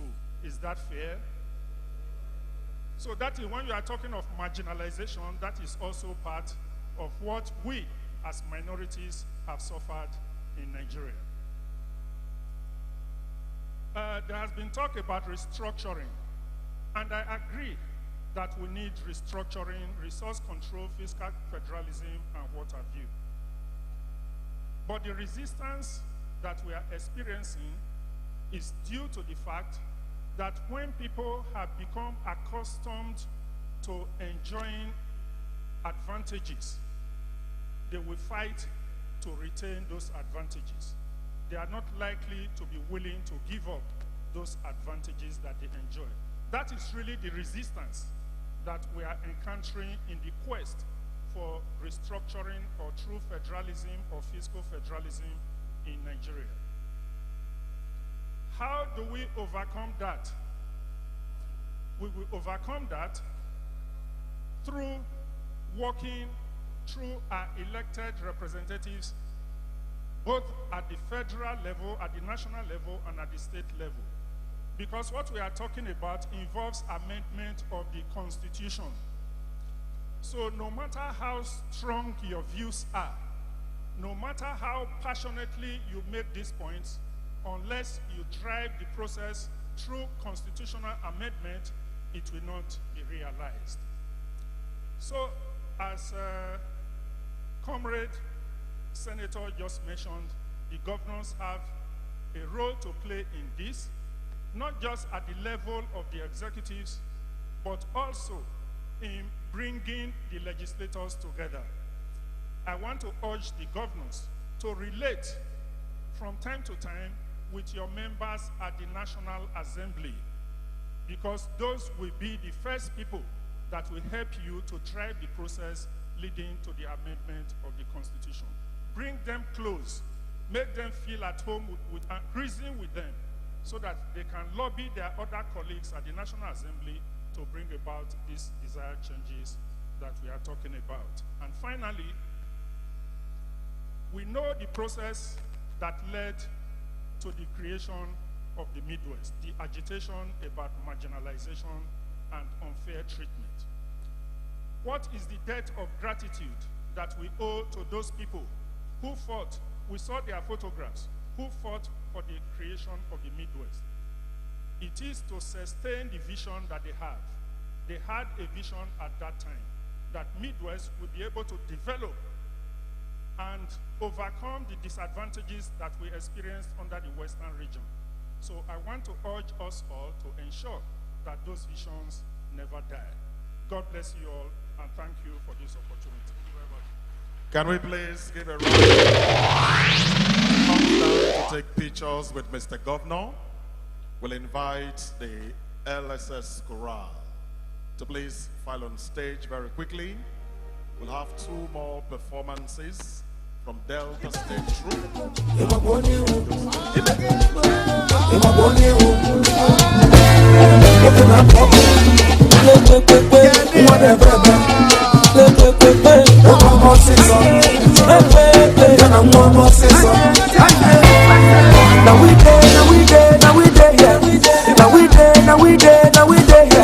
Is it a pull up, pull ya? Now we day, yeah. Messy to see the weekend, now we day, yeah. If you go to pump for I need you, up, but then I love for my. You know, got no choice. If you go to pocket, I need you, up, but then I belly. Security confirmed, the man who did that, you know, the man I mess with, but I need to find it, the man I'm done dead, and I'm done member.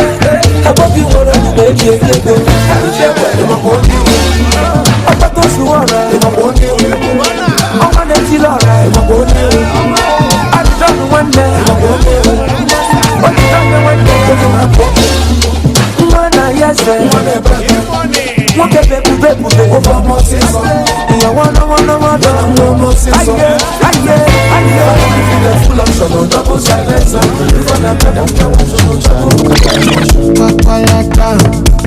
Papalata, I enter from Abuja, Papalata. My LSS is on. Delta State Troop, please get ready. 5 minutes each, please.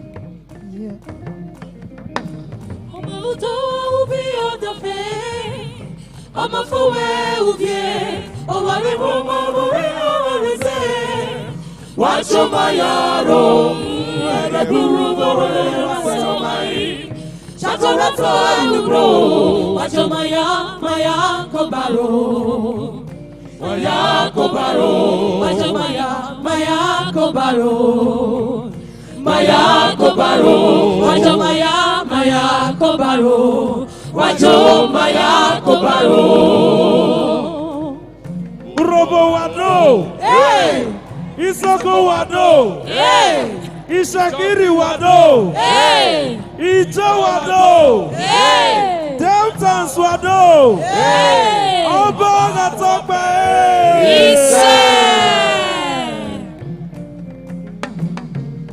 Hold on.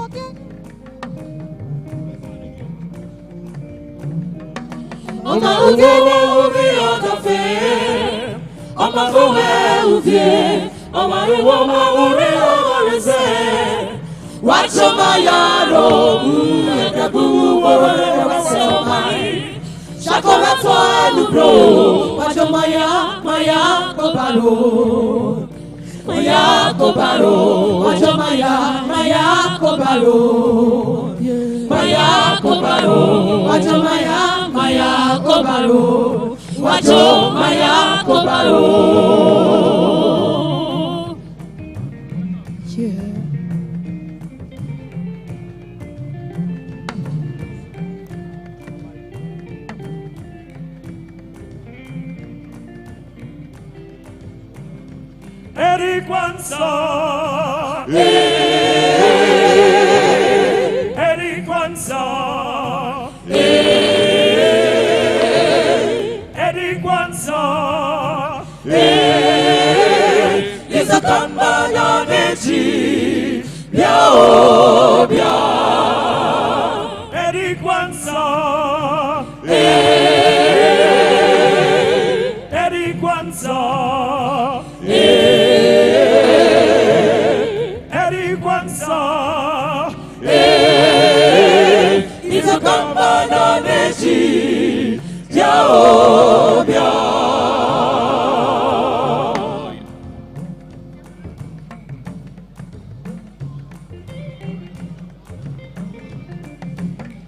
Iyotseme noromunu, iyotseme noromunu, iyotseme noromunu, iyotseme noromunu, iyotseme noromunu, iyotseme noromunu, iyotseme noromunu. Temi nakana kafo, nebe begi nebeso, nowe bunu noetu. Asama meduye, omakume na yayi, eminu yamao, iya omanuki. Okonta yesemwate, ena yasemwate o, esenu yamae, akwebe yare o. Edegi be, edegi mu, edegi mu, edegi be, edegi be magogo o. Mama erede yoba, oma no meyeke oseti, oma go yikbeligwe, eno migo ya de satana aota faiye o. Asogare iukyoma, aroko kone kuimuone, oma no bake boni bue, aya kuyo boyi yeke. Iyatsebe noromunu, iyatsebe noromunu. Iya sebe loro unu. Omiye melo ta ore negbegegbe. Omiye melo ta ore negbegegbe. Amega si oto kasepe omiye me. Omiye melo ta ore negbegegbe.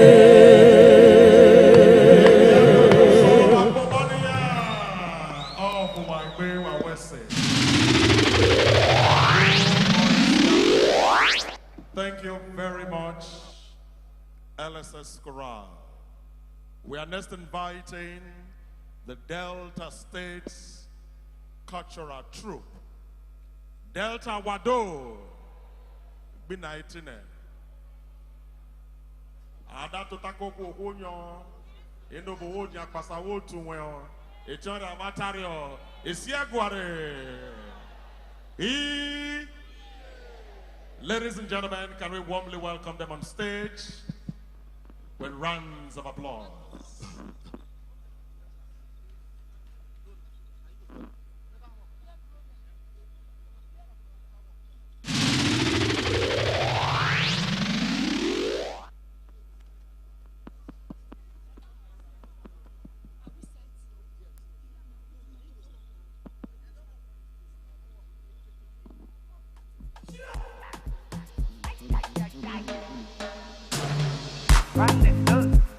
More music on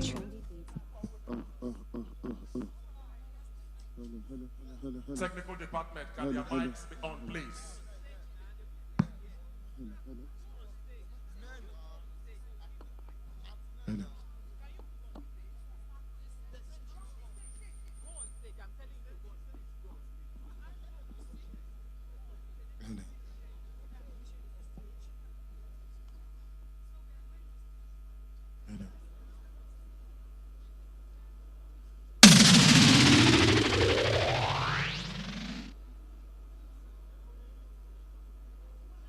The stage is set to illuminate the story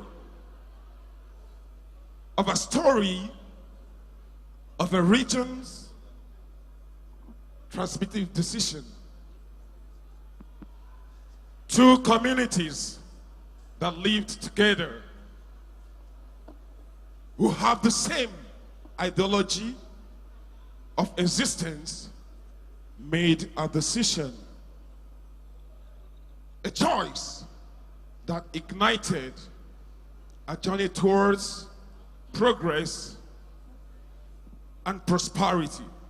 Ladies and gentlemen, sit tight and enjoy yourselves.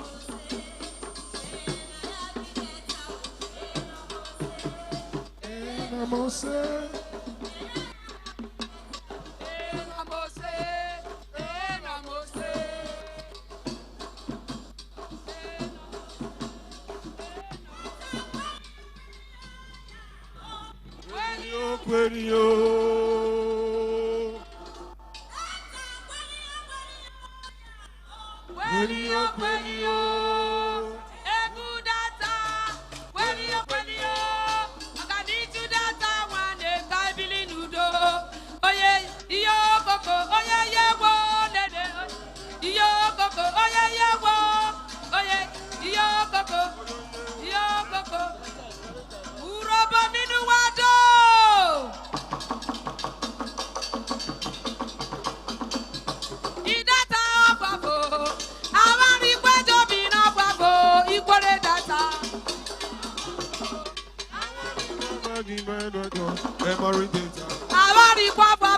Memory data. Memory data na babo. Memory data. Memory data na babo. Memory data. Enebo. Ayatori chacho gba na ene wadi mi tiwaro. Ajagba gbijo tiwaro. Magbijo tiwaro, magbijo tiwaro. Ayatori chacho gba na ene wadi mi tiwaro. Ene wadi mi tiwaro. Isa. Tane wesi Satario. Tane wesi Satario. Wesi Zabakumo, wesi Zadukumo. Tane wesi Satario. Wesi Zabakumo, wesi Zagukumo. Tane wesi Satario. Tario, wesi Satario. Tario, wesi Satario. Wesi Zagukumo, wesi Zagukumo. Tario, wesi Satario. Wesi Zabakumo. Wesi Zabakumo. Tario. Isoko wado. Oh, Madesu yo piane urofure moga. Amano weru le na so me mesosaria. Madesu yo piane urofure moga. Amano me wuri le na so me mesoniga. Madesu yo piane urofure moga. That was the referendum. Now the struggle of life continues. No relaxation. This is the dawn of total freedom. A dawn of emancipation.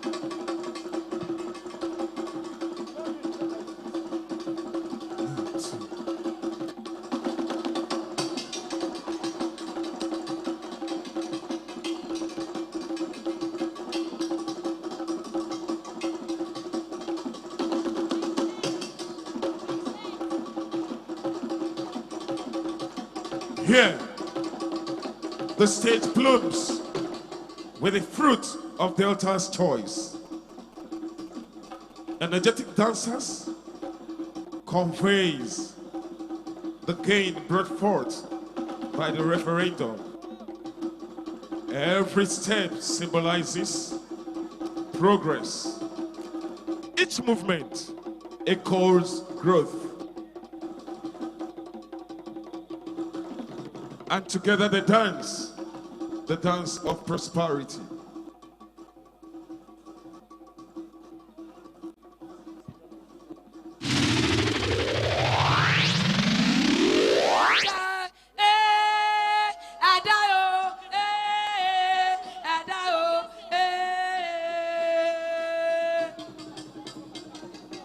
Now, let us go and show them what we have achieved thus far. And here is the presentation of the product of the South's decision. The Colloquium, the cassava, the tapioca, the starch, the palm oil. These are the products of Delta's choice.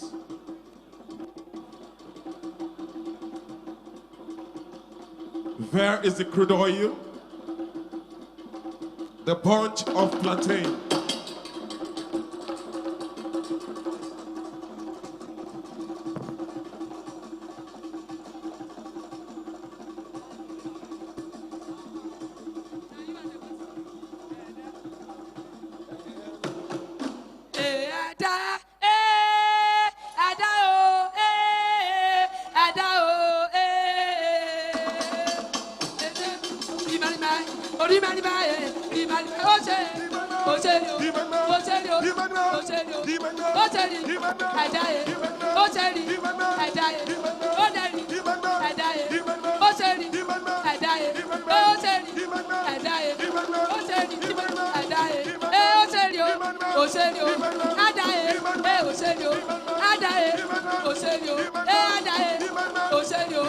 Can we put our hands together for Delta State Cultural Troupe?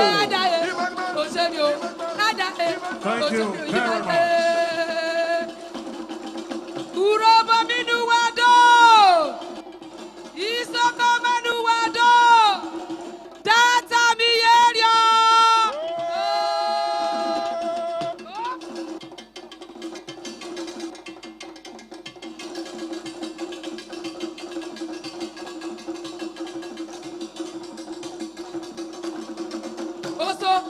Oso maragomai, Oso maragomai, Oso, Sudeta maragomai, Oso maragomai, Oso maragomai, Oso maragomai, Osegale maragomai, Osego maragomai, Sada maragomai, maragomai, Sorudeta maragomai, Sorala maragomai, Soragale maragomai, Soraba maragomai. Thank you very much. Thank you very much indeed.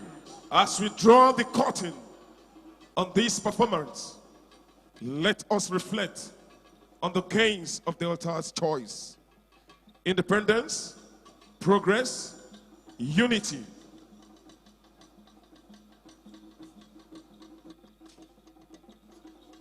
The lasting testimony of the historical referendum. May this portrayal remind us of the enduring power of choice and legacy it leaves behind.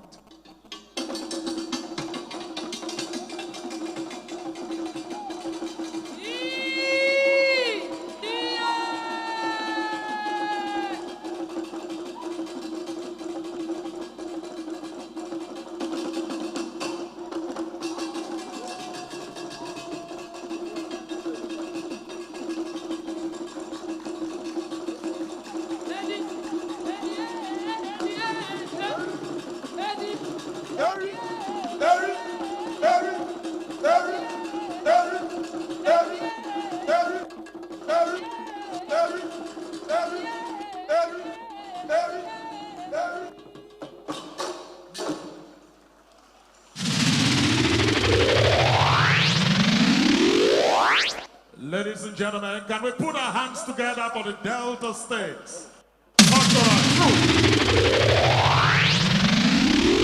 Really came prepared, and they were able to navigate the spirit of the old Bendel State, starting with the songs from Edonuzomo. Can you give them another round of applause again?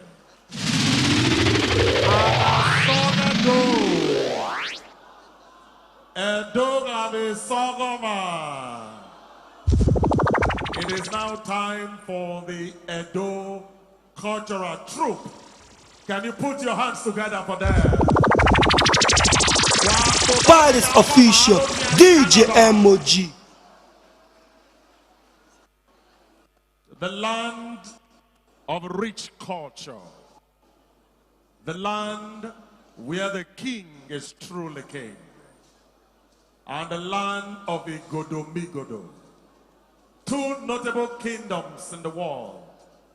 The United Kingdom in England and the Great Benin Kingdom.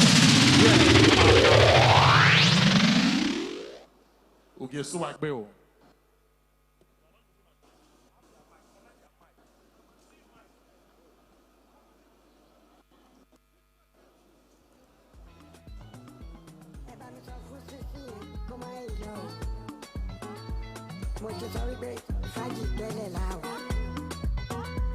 Ẹ bá mi sọ fún sísí yẹn kó má ìsá lọ. Ànífẹ́ mo ti sọ wípé fàájì gbẹ́lẹ̀ lájọ. Sísí jọ̀wọ́.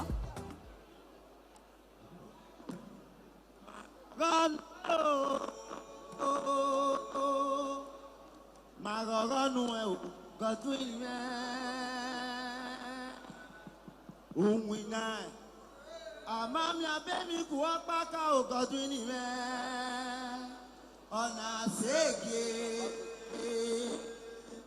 Amara bia o pose ke mi mo se pose Unire no kwale agbe sesese Akonunu no gbane mata o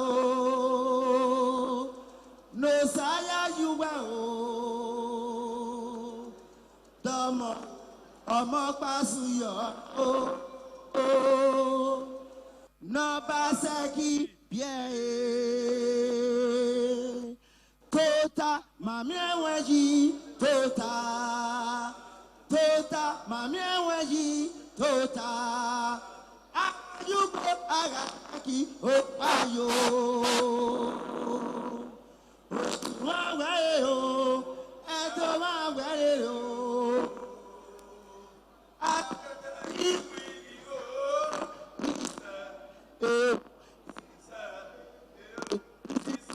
Yerumo isise o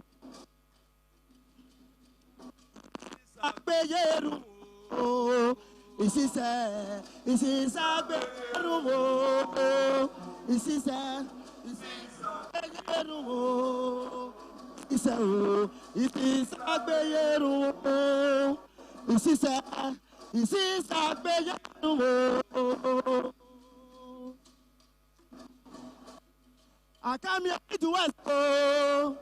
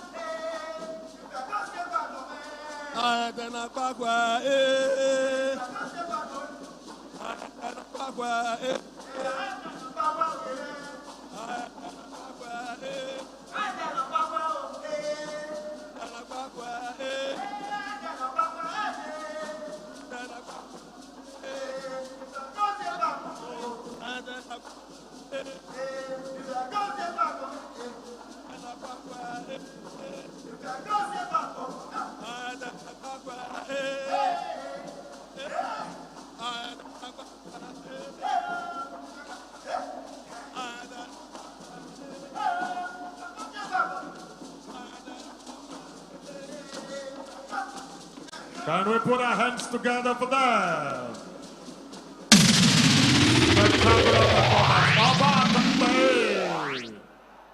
Thank you very much. At this point, Your Excellencies, very distinguished guests, ladies and gentlemen, I have the singular honor to invite for the closing remarks those in charge of the microphone for His Excellency, the Executive Governor of Delta State, the Right Honorable Sheriff Oborewori, here represented by the Deputy Governor of Delta State, His Excellency Sir Monday Oyeme. Can you please put your hands together and make some noise? DJ, can we have any wonderful music for His Excellency as it comes to give the closing remarks? Can I appeal that the applause be sustained, please?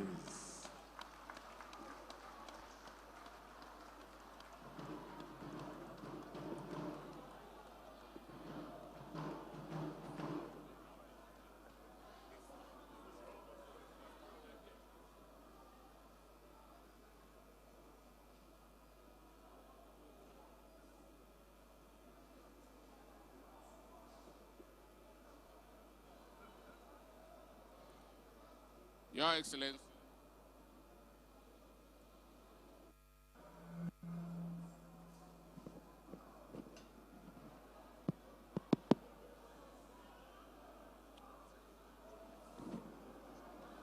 Your Excellency, the Governor of Edo State, Mr. Godwin Obaseki, and his amiable wife,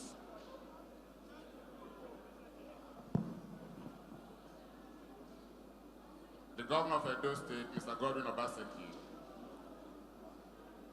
and his amiable wife, Betsy Obaseki. Representative of His Excellency, the Governor of Bayelsa, Governor Doye Diri, ably represented by Ambassador Gali. Your Excellency, the Deputy Governor of Edo State, Philip Shuaibu,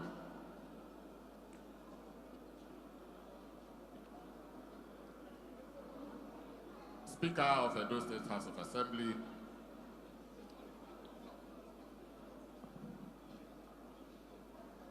Your Excellency, please permit me to stand on all other already established protocol for want of time.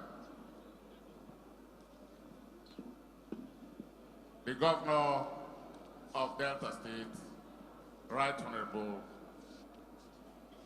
Sheriff Francis Oborewori, would have loved to be here in person, but due to other exigencies of work, he asked me to come and represent him. So I'll just go ahead and go through his goodwill message.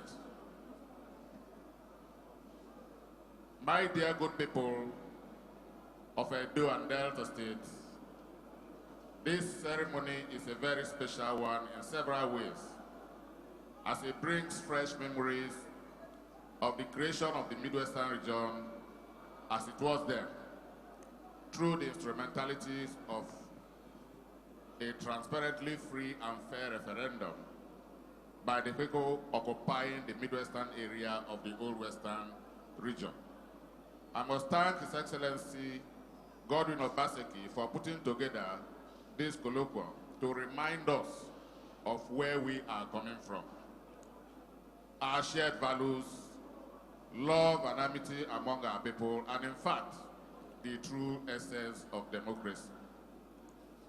The history of this epic referendum is no doubt so vast that it cannot be adequately covered in one full sweep.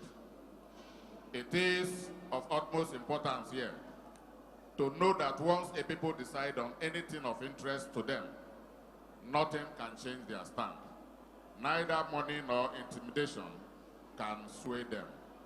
In a seemingly simple plebiscite, 2 boxes, black and white, were placed before the voters to choose whether to remain in the Old Western region with its headquarters in Ibadan or to vote for a Midwestern region.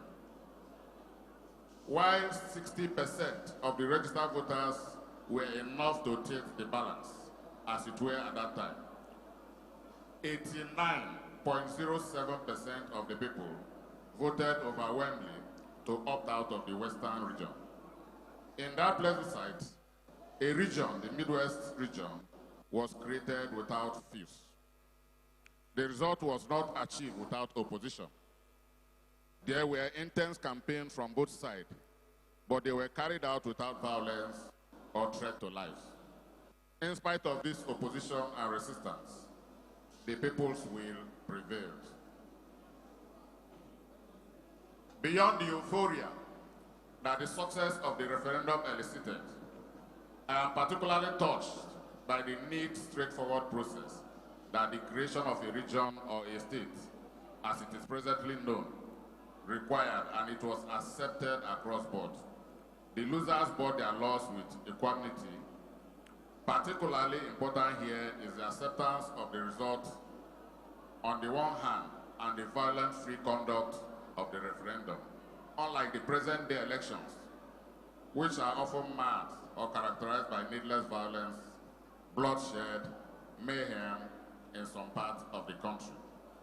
The creation of a state through the ballot, not only the creation of a state through the ballot, the only one to be so created in this country, is significant, as it demonstrates that Nigerians are not violent, and that when democratic processes are undertaken transparently, the people will queue behind whatever outcome that the exercise brings.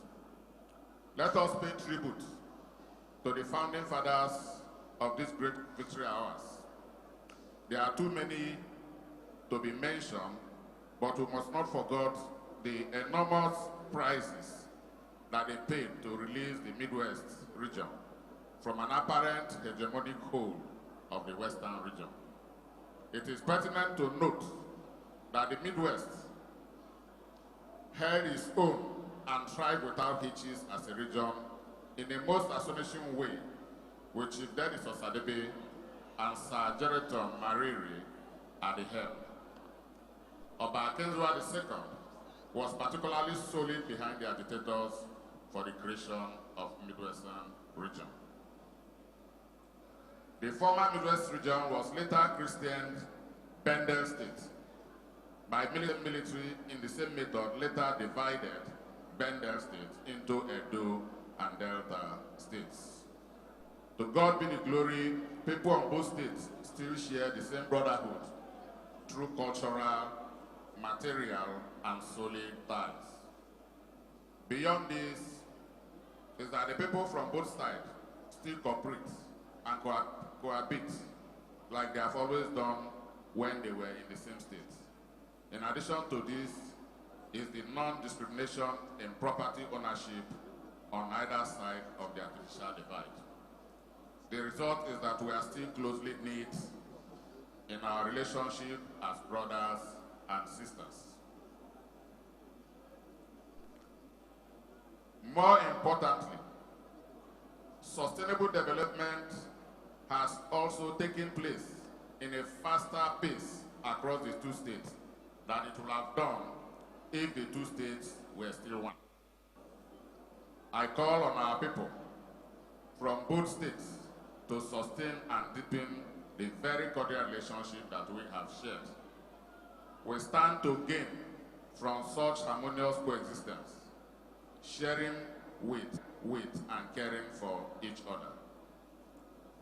Socio-politically, both in landmass and in terms of population, Delta and Edo states are more populated than several countries of the world. And the question that will come to mind is, if we have this landmass, these populations, and are blessed with a lot of mineral resources among others, have we made the desired progress holistically as a people that have a unique history? Of course, the answer generally will be no, we'll have done better. For instance, if not for the inhibition that this old region, the Midwest region, the only one so created democratically, if not for the inhibition we have from the federal might, the roads from Benin to Warri or from Benin to Asaba would not have been what we are seeing today. It is on this record. It is on record that the population of Edo and Delta State is more than 10 million, according to the Independent National Electoral Commission. There are so many countries in the world today that do not have this population, and yet they have existed profitably to the benefit of their people. So I think what this colloquium has brought to us is to remind us of where we are coming from and to advise us to think about what way forward. I strongly believe that we should deepen our relationship. We should possibly have a council that will comprise people from both states to regularly meet and to insist on the implementation of a developmental roadmap to ensure speedy socioeconomic development of our both states. Once again, to thank my brother, Governor, His Excellency Godwin Obaseki, for convening this gathering, which will further strengthen the fraternal bond among our people. I want to thank our royal fathers for their patience and for their participation. I want to thank our women, our youth, and everyone who has supported today's event. I want to say to God be the glory. May God bless every one of you. I thank you all for listening. Once again, God bless you all.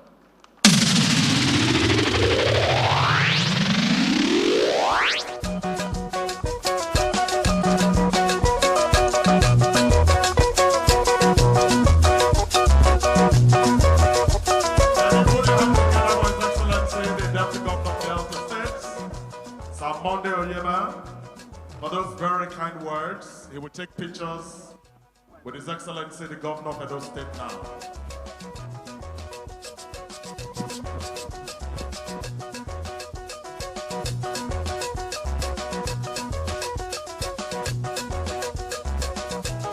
At this point, thank you, DJ. The colloquium's communique will now be read. And it is my singular honor to invite the Honorable Commissioner for Education, Dr. Joan Osa of Yahweh.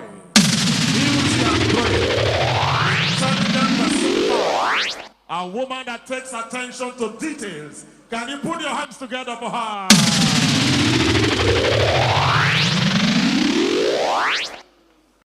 Thank you very much. The woman that introduced digital to our children through Mr. Governor's concept. Is she not the best? Good afternoon, Your Excellency. Your Excellency, the Executive Governor of Edo State, Governor Godwin Obaseki, Your Excellency, the First Lady of Edo State, Mrs. Betsy Obaseki, Your Excellency, Governor of Delta State, ably represented by the Deputy Governor of Delta State, Chief Onyema.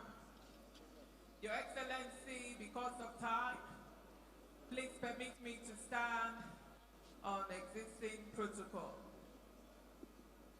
I'm here to read the communique of the colloquium.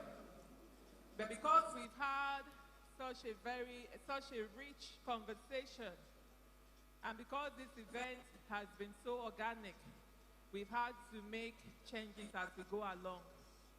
I want to say that you permit us. We have a group of rapporteurs to my right who have been working very hard to record the salient points that were raised by every speaker here today. So because we don't want to give you something that is not reflective of all that has been discussed, the communique out of this very important and epoch-making colloquium is going to be released at a later time. But in the meantime, permit me to just sort of give a brief encapsulation of some of the key issues that were raised by all the speakers today. On the occasion of the 60th anniversary of the Midwest Referendum, all our speakers seemed very unanimous in that something has to be done about the Nigerian condition. So there were some things around devolution of power, issues around restructuring. We talked about resource control. We talked about good governance, the role of the young people, giving them an opportunity, was also raised in the course of this conversation. I was also quite elated to hear the former governor of Edo State, His Excellency and now Senator Comrade Oshomole, admonished our governor to take a leadership role in reviving the BRACE Commission, as well as other regional development and good governance initiatives. In the closing remarks offered by His Excellency, the Governor of Delta State, it was also suggested that there needs to be some kind of council or body comprising of Delta and Edo State who will work together to advance development in both states. So I think, in the interest of time, I'm going to stop here, and we will release the communique, and it will be released widely. I'm sure that His Excellency will give us further directives when the communique is ready. Let me also use this opportunity to deliver the vote of thanks to all of you. I want to start by thanking His Excellency, Governor Obaseki, for deeming it fit to put together such a wonderful event. I've learned a lot today. I don't know about you. Have you all learned stuff today? I can't hear you. How was the colloquium? How was the colloquium? So thank you so much, Your Excellency, for this. I want to thank our First Lady, who has been very supportive and always supportive of the work that we do. I extend our profound thanks to the former governors of Edo State, Comrade Oshomole and Governor Osumbo for attending this occasion. I thank also the Speaker of the Edo State House of Assembly, the Chief Judge of Edo State. It's very wonderful that all levels of government were well represented today. I extend my gratitude to my colleagues in the Edo State Executive Council for being here in their numbers.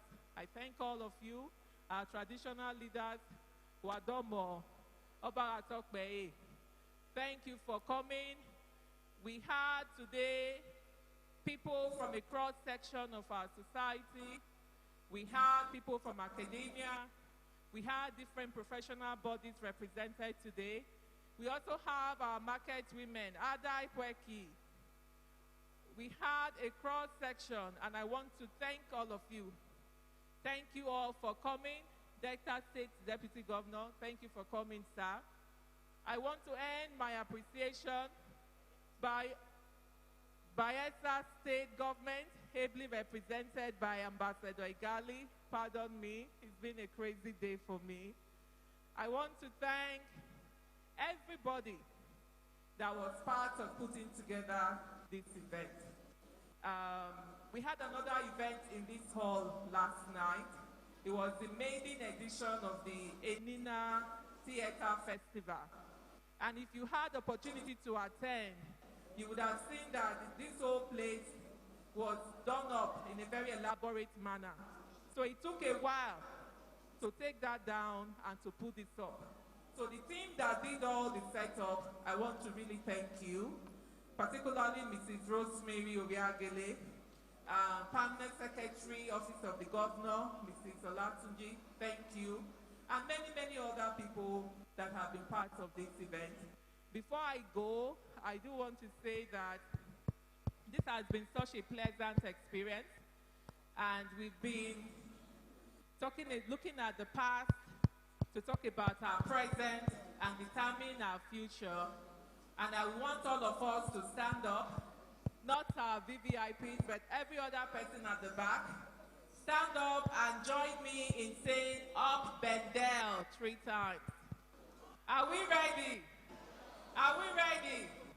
1, 2, go!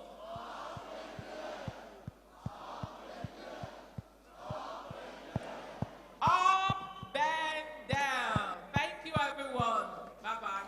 See you next year. Can we put our hands together for Dr. John? Oh, I said, I've come to say thank you. Ladies and gentlemen, the closing formalities now. But not until I borrow a cue from Ambassador Dr. Igali, and rightly pointing out that our First Lady have done so well, supporting our governor to succeed. Are you also aware that our beautiful First Lady bettered the Edo anthem? And in the Committee of States, if the anthems of the entire states in Nigeria they have at all will be recited, the Edo anthem will emerge number 1. Can you put your hands together for the mother of Edo State? God bless you, ma'am. Of our closing formalities now. The LSS choral will take just the first stanza. And once you hear beautiful Edo, and I saw them doing rehearsal for Delta anthem. Don't worry, there may be springs of surprises. You are in the heartbeat, and Delta is the big heart. Together, they form the heart of Nigeria. Ladies and gentlemen, shall we please rise to our feet for the closing formalities now? Once you hear beautiful Edo, you raise your right hand thus. Thank you, National Youth Council of Nigeria. Thank you, Niger Delta Youths. God bless you. LSS Edo Anthem. The patron James Osazel Rere is my name. Thank you for your audience.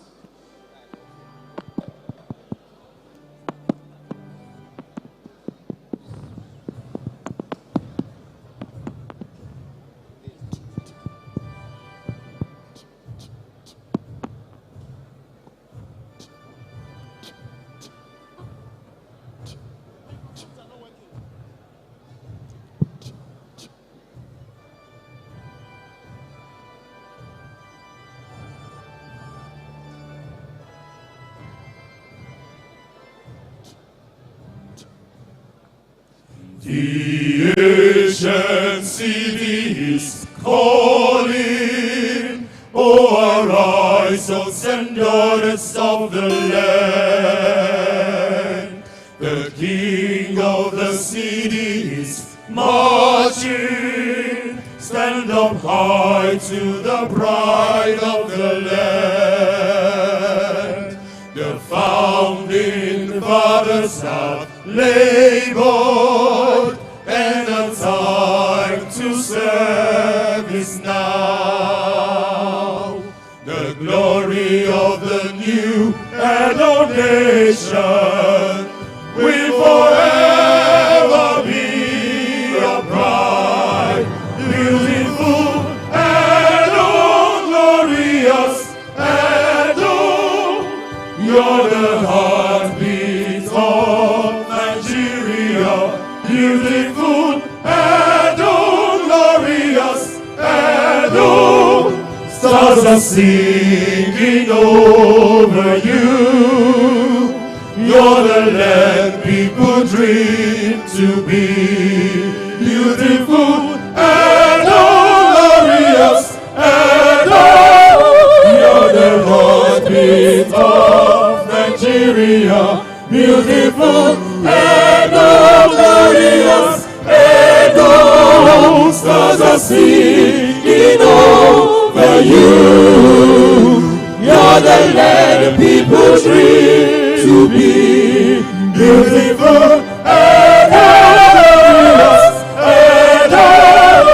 You're the heartbeat of Nigeria, beautiful Edo, glorious Edo. Stars are singing over you. You're the land people dream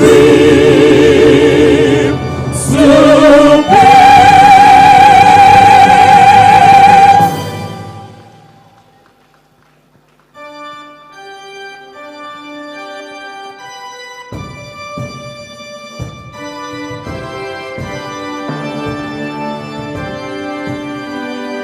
Arise, O compatriots,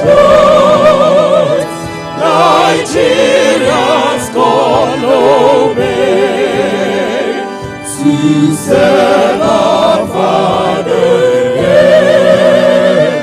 with love and strength and faith.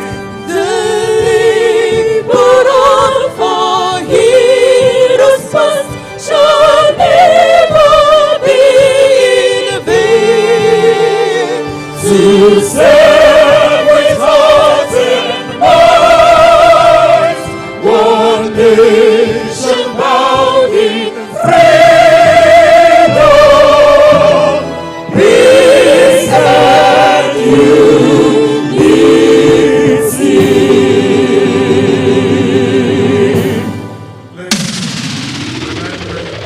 Allow their excellencies to take their exits before the rest of us.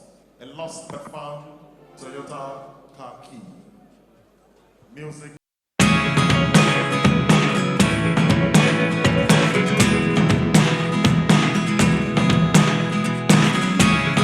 Never really know what's going on. Look at me sometimes like all you want to do is run. Hear me out, hear me out.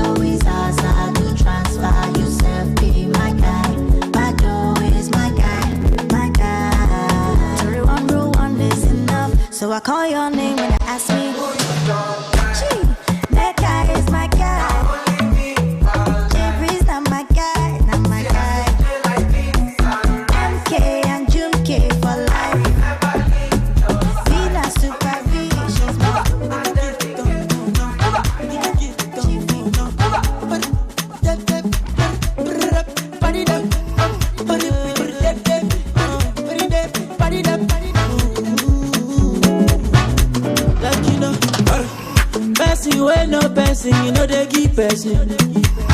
If you want no person, you no go first person. I know they sick, you won't give me medicine. I get money, you won't help me spend my money. Allow me to enjoy myself. Allow me to enjoy myself. Allow me to enjoy myself. Allow me to enjoy. Allow me to enjoy myself. Allow me to enjoy myself. Allow me to enjoy myself. Allow me, I'm a winner. I'm a winner. Allow me to enjoy myself. Yeah. Oh, mama.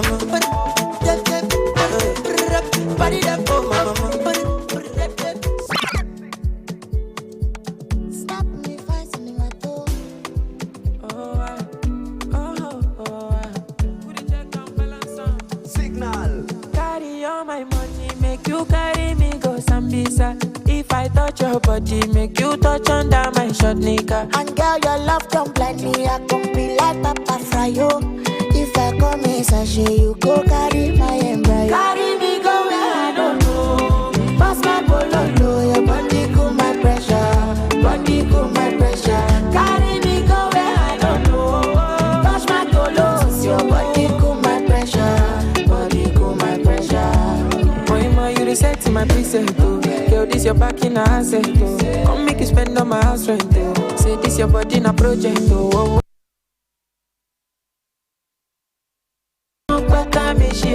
Carry calamity, oh. Come to me, I want you be like I'm gonna be Maradona.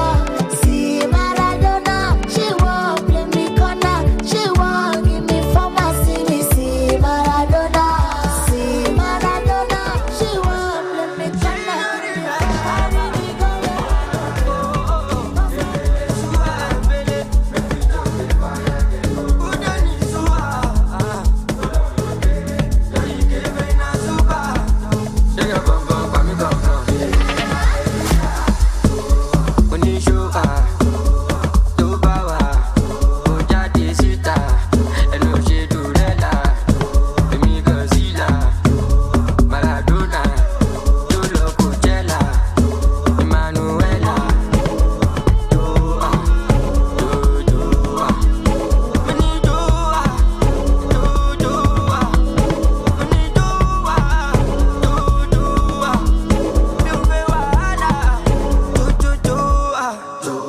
I say la campagne tropicana.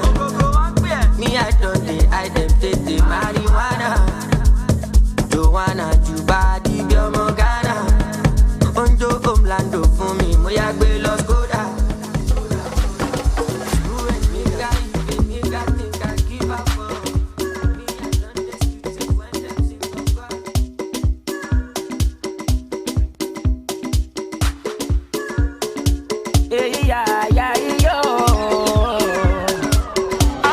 I'll never let you go. You let me go. You go see now I found another baby. You can pack your load. I'll never let you go. But you're letting go. Why you let me go? I have found the one for you. Find the one for you. Now you want me back, oh. I say go back, Joe. I know they do. Right now I am fine and cool. I'm fine and cool. Make my money milli trio.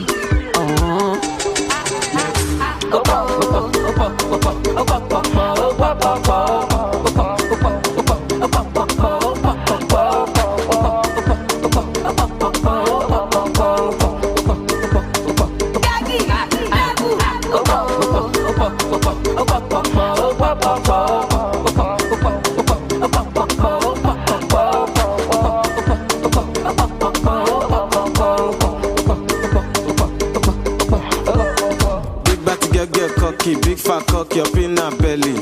Look what you went and done. Oh, le long to the mokole. Alaye, calm down, Joe. She's not your girlfriend, just your turn.